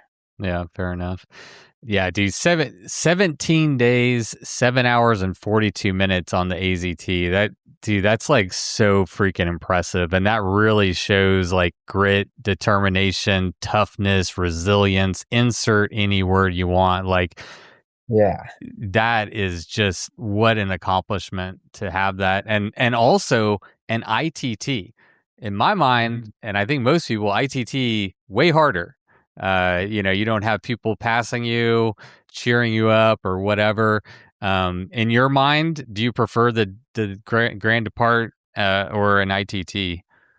So I agree with you. Like Grand Depart, as I've figured out, the toll divide has gotten super blown up. So there's people out there that are like, just like cheering you on and have like a cooler loaded with drinks and whatnot. Right. Like on the toll divide, there was like people that would be like, toll divide riders this way, free snacks and goodies over here. And so like, I could be like, oh, I'm tired of this cookie. It's not tasty. I've got plenty of food, but I'm tired of it. And then lo and behold, 20 miles later, there's this thing that's like fresh baked cookies for toll divide riders this way. And now I get new cookie. Now I get a new cookie. Yeah. Sorry, that hit my funny bone. Yeah. So ITT, I think, is harder. And then also, I want to ride with somebody, but nobody's riding in the same direction as me. Or nobody's riding for as long as I am. Or nobody's, yeah. Yeah. So there's that. Or nobody's riding as slow as I am. Or nobody's riding, yeah. So with the AZT V2, it was also a lot better because I had a little bit more experience. So my dad actually went to Mexico and my mom stayed at home. And so that also really helped me complete the Arizona Trail because I had hard times, but my dad wasn't there just to pick me up. He was busy having the time of his life in Mexico. Good. So it was like that also helped me do it. Helped me like legitimately do it and also do it legit. if that makes Yeah. sense. Oh yeah, yeah. Um, Yeah, I appreciate that perspective. I mean, of acknowledging the quote unquote support of like the first attempt, and like that's the conversation that will percolate in this, in this sport periodically, is like, no, just the knowledge of having someone that could come pick you up, like the yeah, example you gave of like, I'm going to ride into that storm knowing that I've got, a safety net. And so, yeah, I mean, that's wise to see that at such a young age, and have that perspective for sure. yeah. And like, it was like on the second, I had legit trail magic, and I did it legit. And like, I legitimately did the entire thing legit. I didn't have like, the first time I did it was not allowed. It was, yeah. But Yeah, I came back and I did it legit. So I'm also proud of myself you for should be. doing it the correct way. Yeah. Yeah, man. No, that's super. I couldn't say enough good things. I'm so impressed by that. Yeah. So continuing with the Triple Crown, next up is Tour Divide. You did do the group depart or grand depart. Mhm. 19 days, 11 hours and 6 minutes. So take that, Dad. Yeah. And you even beat your own time. But as you've alluded to many times in this conversation, Tour Divide wasn't your favorite. Mhm. You wrote in another article, you tried to quit mid race multiple times, but didn't have cell service to call your dad. Take us to those moments. Like, where were Yeah. you at when you were trying to quit? What was happening? Yeah. So they got that a little bit wrong. I tried to quit one time, but I tried to call multiple times. Okay. Um, and it was this day, and I told my dad, like, dude, read the race rules. You're not allowed to come see me. Like, Yeah. explicitly not allowed. And then my dad like shows up in the middle of the Tetons and is like, "Hi, Cruz, way to go, Cruz." And so I'm like, "You can't see me." And then a little bit later, I'm like, "Dude, it was really." And this was at like the Mm. Flagstaff. It's some resupply. Um, and so then I'm like excited to see him, and then towards the end, I'm just like bawling my eyes out, so sad and whatnot. And then I continue on for the next. I've still got like 50 miles that I want to ride that day to meet the daily goal Mhm. to finish in 20 days. And then I'm riding, and all of a sudden I'm just like, I can't ride my bike. I miss these people so much. Every just terrible, feeling terrible. I don't have service. I like just feeling mentally terrible. Like taking this really easy to ride gravel road and walking my bike because I know I got to keep going, but I don't know what to do. And eventually I get to Togwee Mountain Lodge, and I'm like, okay, I'm gonna buy some goodies. I'm gonna relax here, and I'm just because I really wanted to quit right there, but I was like, "Come on, Cruz, this if you can just work through it, it's just okay." Like, and my dad, to make it even worse, my dad had driven all night to come and see me, and then turned around and driven all so he went to work this day. He drove out to come see me, and then he turned around and drove like 12 hours back. Um, and so maybe not. I told him it wasn't race legal, and I think I I think I jeopardized the race with that. Um, It's but he interesting wasn't. because I don't, like you expressly stated, and you can't control like what other people do. And it sounds like when you saw him, you were like, I can't see you. Hmm. And yeah, so well, that's to be debated. but I'm gonna say that it made my day. It was amazing. I'm so glad that I got to see him, but it made my day a lot harder because now I was all super sad. So I'm gonna say that balanced out. I Yeah. know. But then now I'm at Togwee and I've been there for like an hour and I'm still just feeling terrible and not. I'm mentally feeling terrible. My body's fine. Mm. It's my body. It can do whatever. Um, and so I'm like, you know what?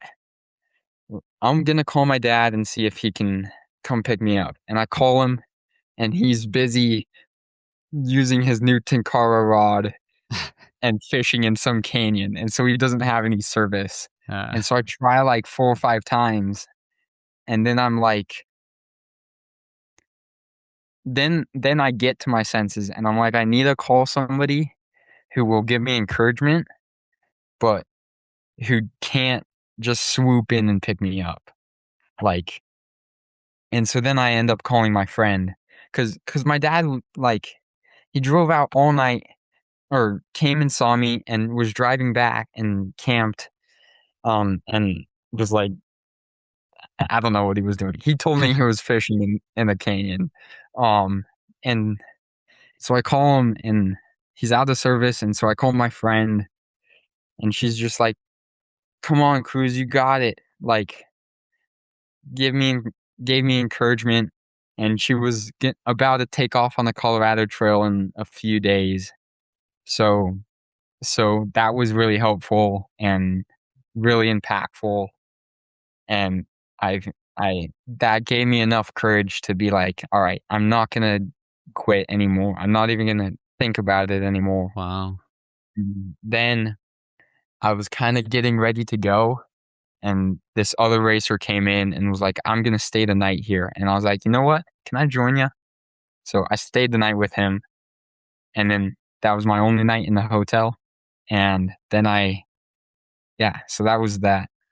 And Like, you never kind of, I mean, you did mention early on the podcast, like if the finish line was 1 mile longer, you probably would have quit 1 mile from the finish. But were you able to keep that kind of like resilient mindset towards the end pretty much? yeah, I kept like all the way up until the last 20 miles. It's a fake uphill and it's windy and it's hot and it's on the highway and it's just hard. That I was degrading right there Yeah. because I was like, oh, I still need to keep enough water to make sure that I can, when I get to the finish, I can drink some water because I wasn't sure if my dad was going to be at the finish. Mm. And then I'm just like slowly degrading. And then I finished and was able to see my dad. So that He was there? rad. He was there. Yeah. Okay. So for you, Tour Divide, is that a one and done? Do you think you can Yeah, check that one and box? done. Yeah. I'm okay with not doing that again. It was a very cool first experience. It was super beautiful. I would recommend it to people to do it one time, but I'm okay with not doing it again. Yeah. And that's just because of kind of the more open roads and it's Yeah. not as like mentally stimulating or whatever. Yeah. Yeah. Mm-hmm. So, all right. Next up in your Triple Crown attempt is the most recent Colorado Trail race. Just happened in August. I guess we're still in August. When did it start? August 2nd. August 2nd. Yeah. So you're like, yeah. Yeah. You haven't even been off Colorado Trail very long. So you finished that one in 6 days, 17 hours, 49 minutes. Youngest solo finisher ever. So youngest solo finisher of AZT 800, youngest solo finisher of CTR. On Tour Divide, does Eden have you on Tour Divide? Eden has me on Tour Divide. Yeah. Yeah. I'm proud. I wouldn't have done that if he didn't do it first. So You wouldn't Yeah. have done Tour Divide or any of this? Tour Divide. Yeah. Just Tour Divide. I would have done the Arizona Trail and the Colorado Trail, but I wouldn't have done the Tour Divide without him doing it first. it didn't really interest me until he did it. What about him doing it interests you? Like, you obviously knew you couldn't be the youngest to complete it, but just it inspired you, or what? Yeah, I guess it inspired me. I guess it was like, well, he did it, so I guess I can do it. I guess I can do it Um, too. And yeah. so even then with like Tour Divide, the Triple Crown wasn't like when did you start thinking about the Triple Crown? Well, it was kind of like I finished the Tour Divide, and then I was like doing this new school program, so the Colorado Trail was available to start with the Grand Depart. Because I would have been in school otherwise. Like I should be in school, right? If I wasn't doing the new radical school program, I would be in school right now. Yeah. So that was like the idea to do the Colorado Trail. And then it was kind of like, well, then you'd be triple crowning if you did the Colorado Trail. So now you got to do it. Yeah. And then it was like, well, you should do the Arizona Trail too. And then like the date was like October 3rd and it was going to line up. And then they were like, we're going to push it back even more. And then the date didn't line up. And so, yeah. So then that kind of, because I was going to do all three as a Grand Depart. Mm-hmm. And then I realized, wait a minute, I did the Arizona Trail before and it's in that 12-month span. Right. And we researched even more and was like, oh, but that's a lifetime Triple Crown. That's not like a year Triple Crown, the calendar year option. Mm-hmm. And for the record, you actually did all three within a 10-month window. And I don't know if you know this, but on bikepacking.net, they actually list you as a career Triple Crown finisher, and they list you in the year long category. But there is a note that it's like it was within a year, not within a calendar year. But you're listed on that list. Sweet. As you can tell, that makes me happy. There you go. Yeah, I did. The asterisk is well deserved. I mean, there's no asterisks. I mean, yeah, I mean, it does say within a 10-month. And I was also reading, and I mean, it said, ideally you start during the Grand Depart, but they'll also accept ITTs as, acceptable for the Triple Crown Challenge or whatever. So, I was reviewing it this morning, and I don't know if that's changed over the time or whatever, but you're on the list, man. So whoever's controlling the list puts you on there. Thank you. Yeah, congrats. Whoever's there. Yeah. Think about that. Yeah. Yeah, dude. That's awesome. Mm-hmm. So at CTR this year, one of the biggest storylines was wildfires, and just like really, really bad air quality. There was a 57% attrition rate on Colorado Trail this year, which there's usually a pretty high attrition rate. That was a little bit higher than even what CTR is used to. If I understand correctly, the leaders got through the elk fire before it happened, but like you would arrive like later, and got caught up in the wildfires. So I don't know, how did you deal with all that? How bad was it on the ground? It wasn't like, I live in Arizona, so I have experience with fire, but I also don't have nearly as much as what it sounded like the Colorado Trail had last year.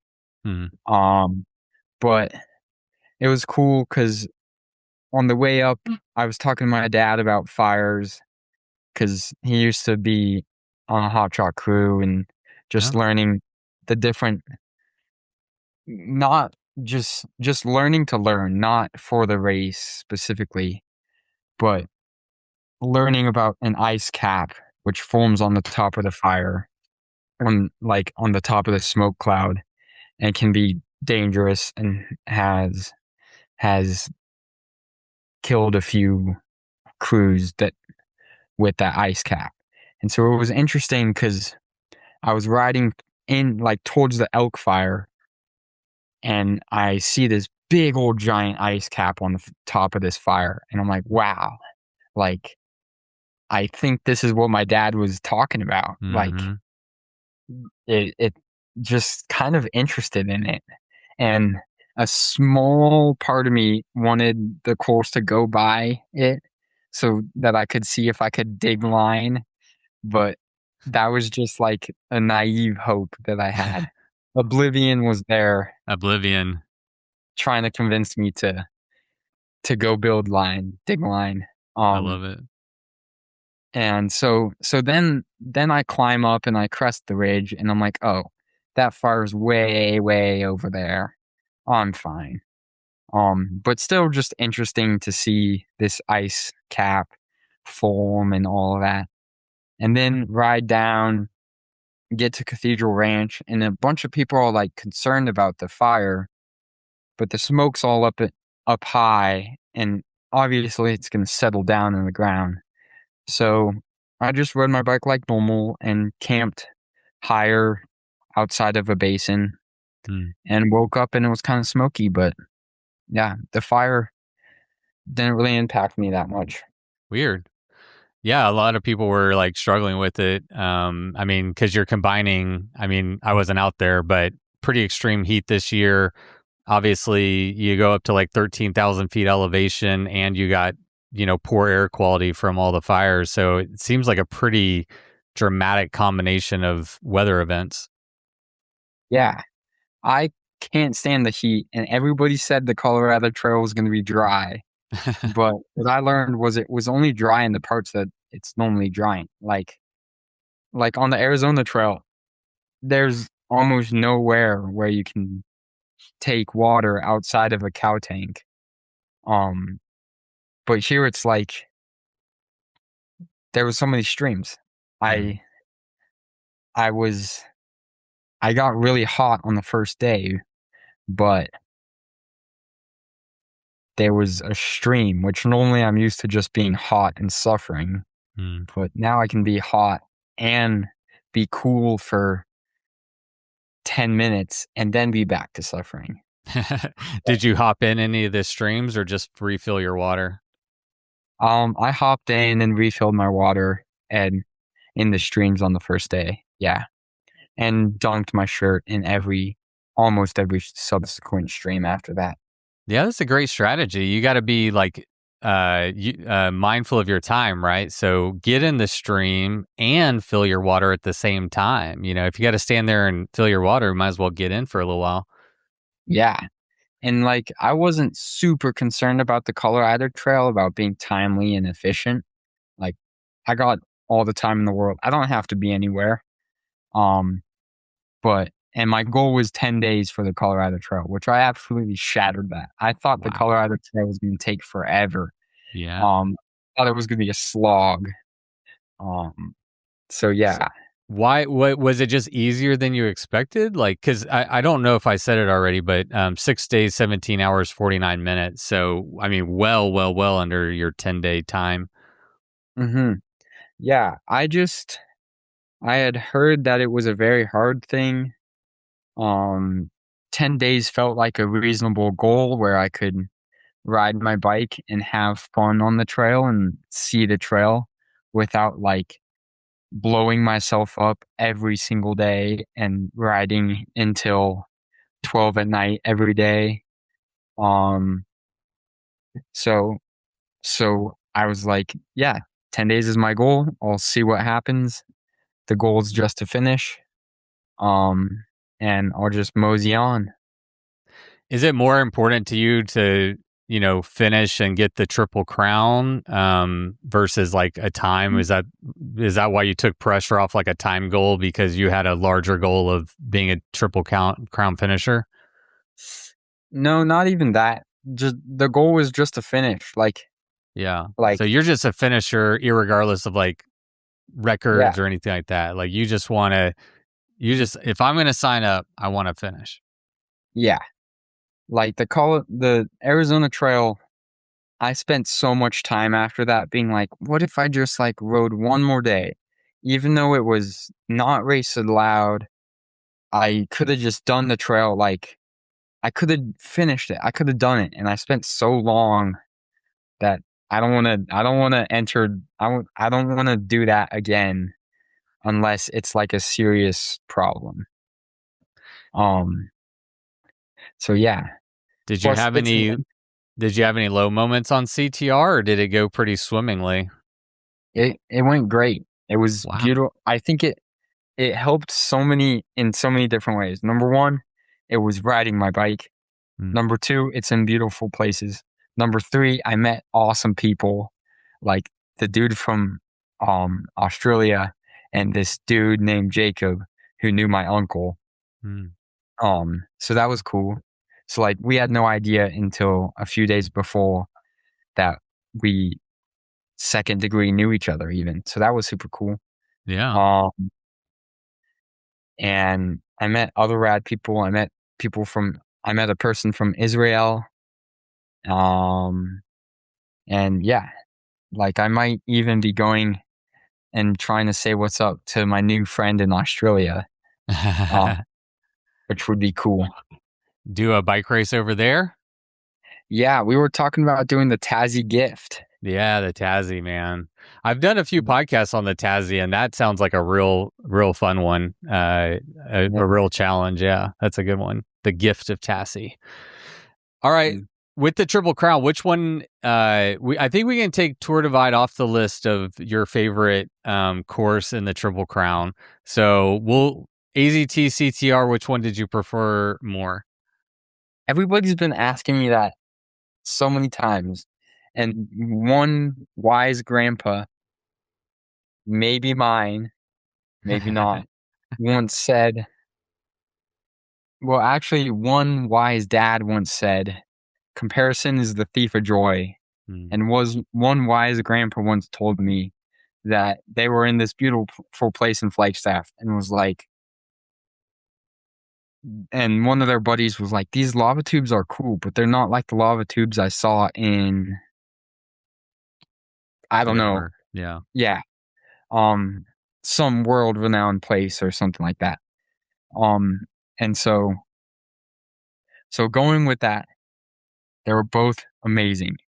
They were both very cool. But I think the Colorado Trail was also super rad. I love your answer. Oh, go ahead.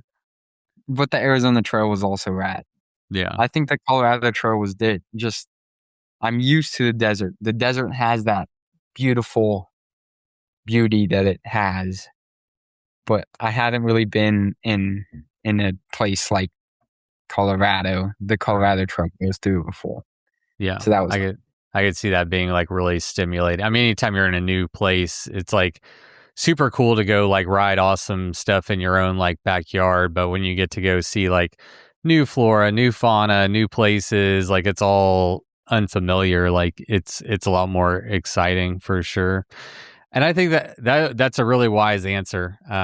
You're right. That is kind of a basic question. I think I've asked it probably over 100 times on this podcast, I'm sure. But I think that was probably the first time I've ever got that answer. So, yeah, bringing something fresh. Yeah. new. Yeah. We don't have to compare them. They can just all be good. Although you can, I guess you can compare. If we were going to compare them to the Tour Divide, you would have a more definitive answer. No, I would just say that the Tour Divide was a once in a lifetime thing for me. God, you're so good, man. You're so good. How important is I really love your journey and your story as to how you became a Triple Crown, finisher. We're talking about, you are now on a list of only 32 people to have ever completed that. That is something that they started recording in 2012. So we're like 14 years into recording Triple Crown finishers, and you're one of only 32 people at the age of 17. And like, it's really neat that like you didn't say, "Oh, I'm doing Triple Crown." You didn't spend years and years like leading up to it. You kind of stumbled into it almost, And so like, Yeah. I don't know, how are you processing and internalizing the fact that like at 17, you've accomplished one of the most impressive challenges that our sport has to offer? I guess people just keep talking to me now. Like, I was a local legend in Flagstaff before this, and I felt like I knew a lot of people, but now I'm like a legit local legend. Like, people, I'll be riding my bike and somebody will be like, "Congrats on the Tour Divide." And I'm like, I don't even think I recognize who you like. Normally, it's like I recognize their face and I talked to them a while ago, and then they saw something and they were like, "Oh, I remember that kid." But now it's like random people are like, "Oh, what's up? Didn't you do the tour divide?" And so that's kind of cool. And I am letting it to get to my head a little bit. Um, and it is weird. Like there was a, a flag high thing yesterday for the high school that I used to go to. Um, and it was like I was talking with my friends, and then I would just keep talking to all of these people who were interested in my adventure. Like Mm-hmm. it was kind of interesting. Yeah. And it's also been kind of cool because now different people are reaching out to me.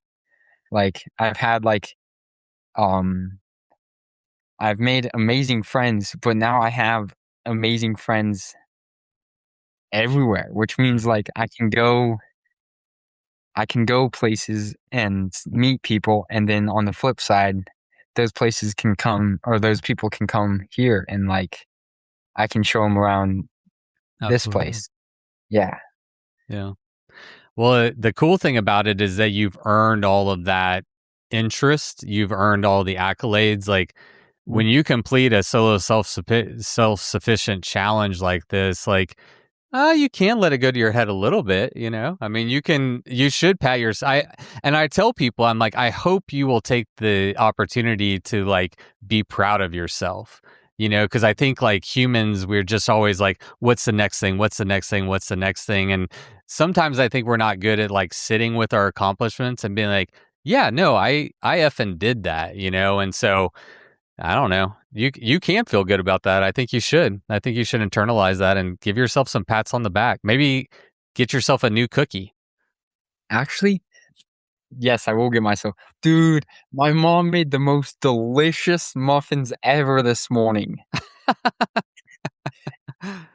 And the worst part was she only let me have 2 of the 3 muffins that were left. And so for like 15 minutes, I was like, "Mom, please let me just have that last one, please." But eventually I got it. They were super delicious. Um, That's hilarious. What kind of muffins were they? I don't even know, just delicious. They Just have good. blueberries in them. They have like, I don't know, most delicious baked treat I've ever had. Tell her to Yeah. remember that recipe, and so you can pack some of those on your next bike packing race or whatever. Like if you like them that much, that would probably be a good race fuel. Yeah. Sausages are the best when they're tasty and you don't buy them from a, oh, I guess I should elaborate more.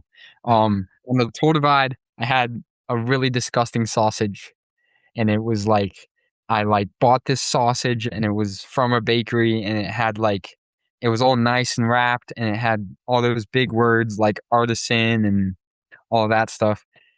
And it was kind of expensive, and I was like, dude, this will be amazing in a little while. And I open it up and it looks like a Rocky Mountain oyster, and it's absolutely disgusting. Like I'm throwing it back up type Yeah. disgusting. To the point where I'm like, and I think part of it was self-induced because it tasted so bad that I was like, well, if I take little bites like pills, maybe they'll go down Hmm. here and swallow them like pills. But I think when I would swallow them, I'd swallow a bunch and then I'd throw them back up because I'm not supposed to swallow the sausage. There's nothing worse than like getting something like, you know, I've like one experience I'm thinking about was on the AZT whenever I had like a new bike packer pantry, one of the rehydrated meals, whatever they're called, freeze dried. And I like thought it was going to be so freaking good, and I was like looking forward to it, and then I ate it and it was truly like unedible, and it was like so demoralizing because like all day you're just like, oh dude, I got this artisan farm to table sausage, it's going to bring me back to life, and all it does is make you throw up. It's like, no. Mhm. All right, Cruz, where do you go from here, man? Where is all this leading?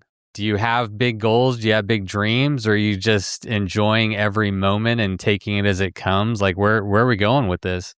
So, well, I'm gonna do that academy where I get to travel and ride my bike, which is gonna be so cool. Um, and then what I want to do with it, like my goal is to be on my deathbed and be like, I had fun.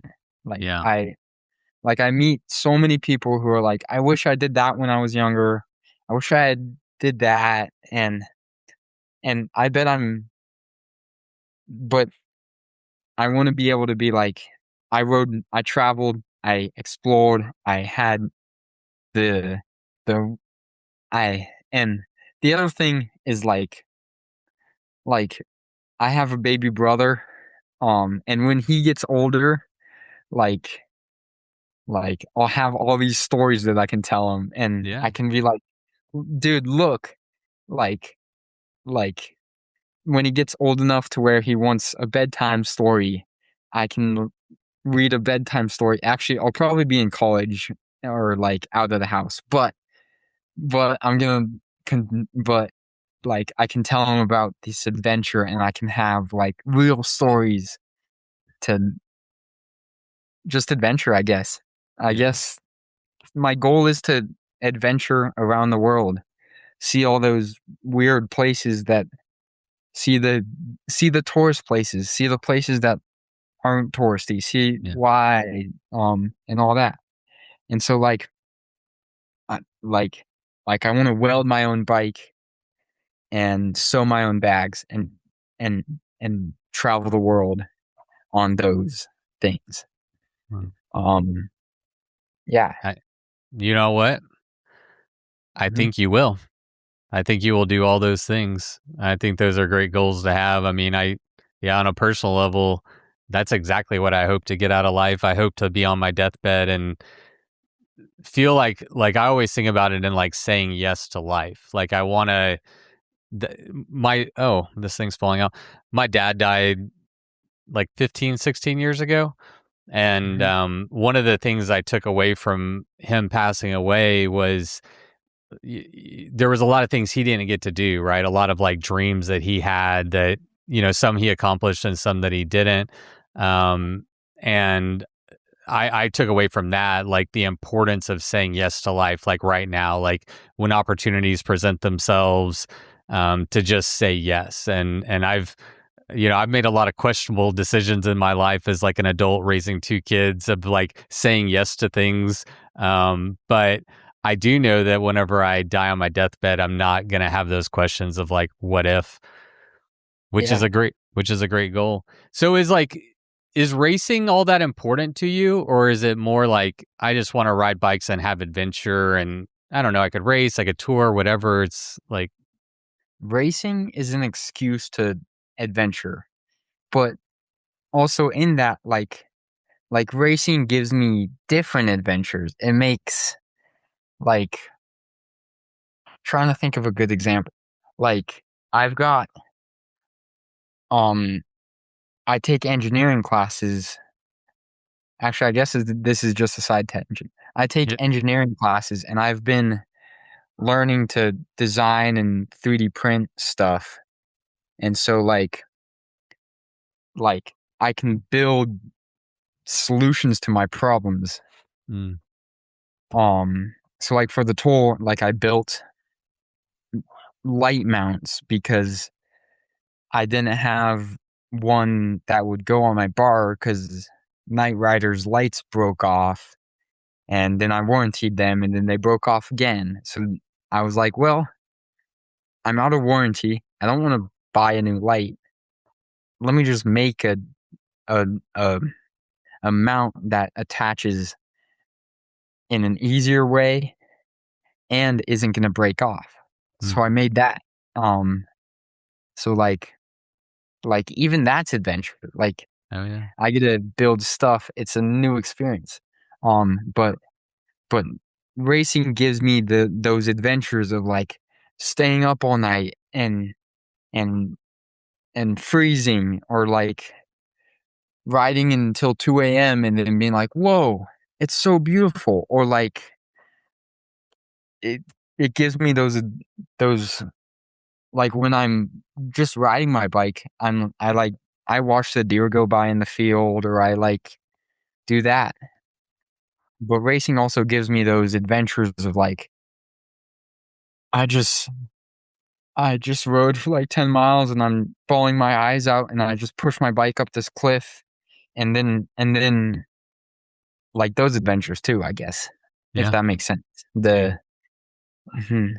Perfectly. I mean, that's exactly I like to do both of them, and I totally get what you're saying. Like sometimes you just want to, you know, enjoy a campfire and sit back and watch the sunset. And on the flip side, you know, if you're doing that, you're not riding at 2 o'clock in the morning and, you know, seeing the wildlife that's out at 2 o'clock in the morning, or seeing that, you know, what is it like to like watch the sun crest behind a mountain and you're cold and then it starts heating you up or whatever, right? Like they Yeah. all provide like a different flavor and way to experience the same environment. And they're just different adventures. And that's why I like to look at it too, is like, I'm an adventurous first, and I'm just desperate to have all the different kinds of adventures, all of them. Yeah. So like I'm trying to get good at rock climbing because me and my buddy want to ride to Yosemite, rock climb in Yosemite. Probably not half one because it's really busy, but do something else and then ride back. Yeah. Um, I'm sure you've heard of like Alex Honnold and Tommy Caldwell. They do a trip like that every single year where they ride their bikes. I think it's like 14 different peaks, or maybe it's just they're doing 14ers, but they ride their bike. They carry all their like climbing gear, ride their bike, do a pitch, ride their bike, do a pitch. So if you're looking for some inspiration, Alex Honnold has, I think there's, oh no, I know there's a documentary that they made about one of their trips that they did. my friend stayed in Tommy Caldwell's house, so I'm gonna have to make that connection now. Bro, that's a connection to have, dude. And see if he wants to Yes, come on the podcast. will I would love to do. get. I've been trying to get one of them to come on the podcast and talk about that exact bike trip that I'm talking about. I think that'd be really interesting because they're not cyclists first, right? But like them using Mhm. the bike as transportation to facilitate their adventure is, I think, just rad. Yeah, that'd be cool. That'd be cool.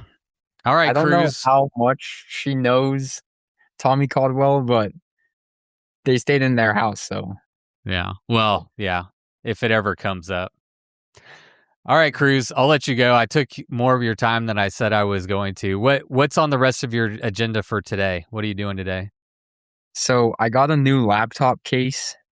So me and my friend are gonna deck it out in some cool paint. Um, sorry, somebody just texted me and it distracted me.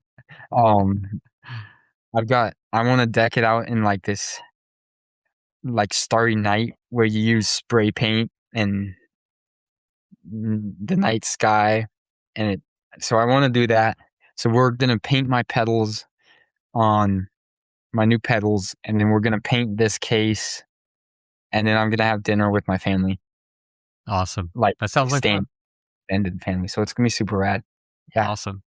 Well, thanks for coming on the podcast, man. Like I legitimately enjoy talking to you. You are, I can't believe you're only 17 years old, man. You're wise beyond your years, and what you accomplished is truly incredible. And like I said, I hope you take the time to, yeah, you can have a little bit of an ego about it, man.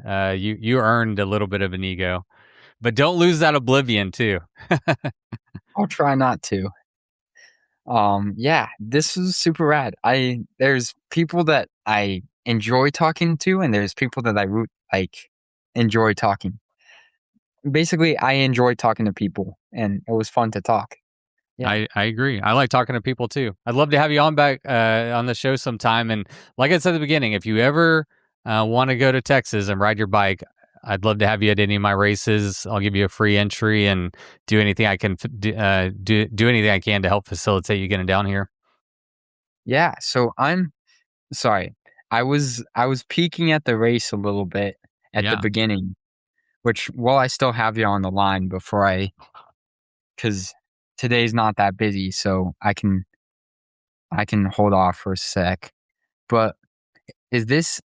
It looks like it's just like a regular race, like a one day event.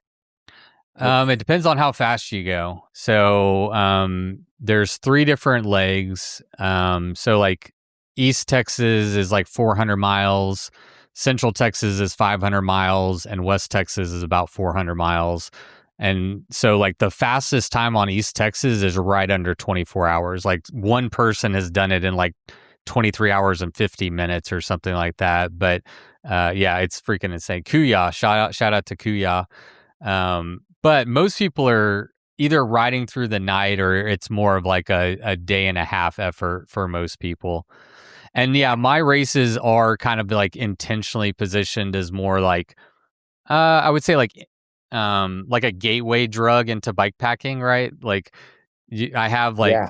the low down, slow down, and showdown. So like we have a shorter option, a medium option, and a longer option, and it's kind of designed as a way to like springboard people into bikepacking, right? Because like most people aren't like you. I don't know if you know this, but they don't just start with AZT or the Triple Crown Challenge. A lot of people will like start with smaller events and then they'll like work their way up. So like they are, you know, on the quote unquote a little bit like easier side. Although I will say West Texas is it's an outlier like in this series. Like it is truly like there's parts of it that are like AZT level hard. Like you have to be really proficient on your bike. You cannot F around and find out. Like it is the desert. It is for real. And that's a real hard race. But the other two, East and Central Texas, are both a little bit more straightforward. And honestly, they're both gravel riding, so you probably wouldn't really enjoy it. I would just I would put West Texas on your radar. I think knowing your technical skills, like that's the one where you would be the happiest, and it's the prettiest. It's in Big Bend, you know. Yeah, I'm looking at it. It looks rad. Yeah, I was trying to figure out whether it was like how long it was because that sounds rad. Oh, here's a loop. Oh, that's a triple lollipop. Yeah, it had to. That route was so hard to make. It took years and years because again, the private property in Texas, like it's so hard to like find roads that aren't private property. So that route takes advantage of like every single available road. It's a little bit of a twisty mess, but it's pretty good riding. Yeah, dude, that looks. I see like 2 parts where my Garmin would go crazy at. 3 parts where I would lose it. Just like flat sections. No, just like, well, yeah. I'm looking at the elevation profile. I think the flattest elevation profile, or like from mile like 179 to 200. I don't think I've ever seen something like that ever be that flat ever before. Welcome to Texas. Then I also see like this giant climb,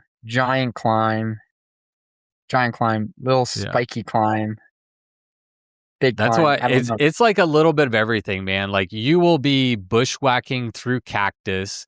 There will be like dried up royal riverbeds that are like super sandy. There's going to be like literally hiking, like hucking your bike on your back and climbing over boulders. And then there's also like champagne gravel and like pristine road. And so it gives you single track, it gives you gravel. It's like, it's a good mix of everything. But that long straight section, flat section, is right along the Rio Grande River. So that's why it's so flat. It's just following the river road. Oh, that makes sense. And sadly, that's right where they're building the border wall right now too. Oh, wait. So I'm sad about that because if they do it, then that whole section, when you ride past it, there'll just be a border wall there instead of a river. So wait a minute. Oh, that is right. Wait, is that the border? Yeah, it's the border. Like when you're riding, yeah, you're like, is oh, the that's Mexico right there. because that's Las Conchas. No, that's the border. The border's the river. Yeah, the border is the river. Oh wow, that's interesting. Dang. Yeah, huh. Yeah. This is definitely interested me. I'm Yeah. like, you've planted the seed. Um, give me like A year. a year until I have time again, and Yeah. then you'll see me out there. Hell yeah, man. Well, the invitation stands open, man. Go off on your wild, fun adventure, finish out your last year of school with a bang, and then world's your freaking oyster, man. You do whatever you want.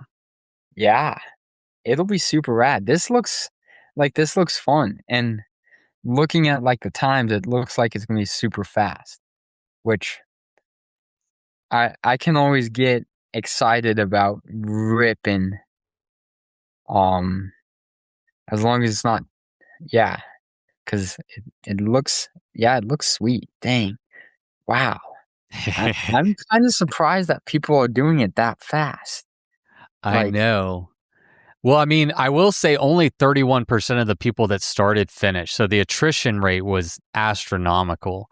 But I was also really impressed with how quickly they were able to do it. Not everybody did. Some people lived out there for a while, but yeah. yeah, like, because I feel like I do that in like two days, maybe like the end of 2 days. I want to say 3 days, but I really mean like 2 days and 16 hours.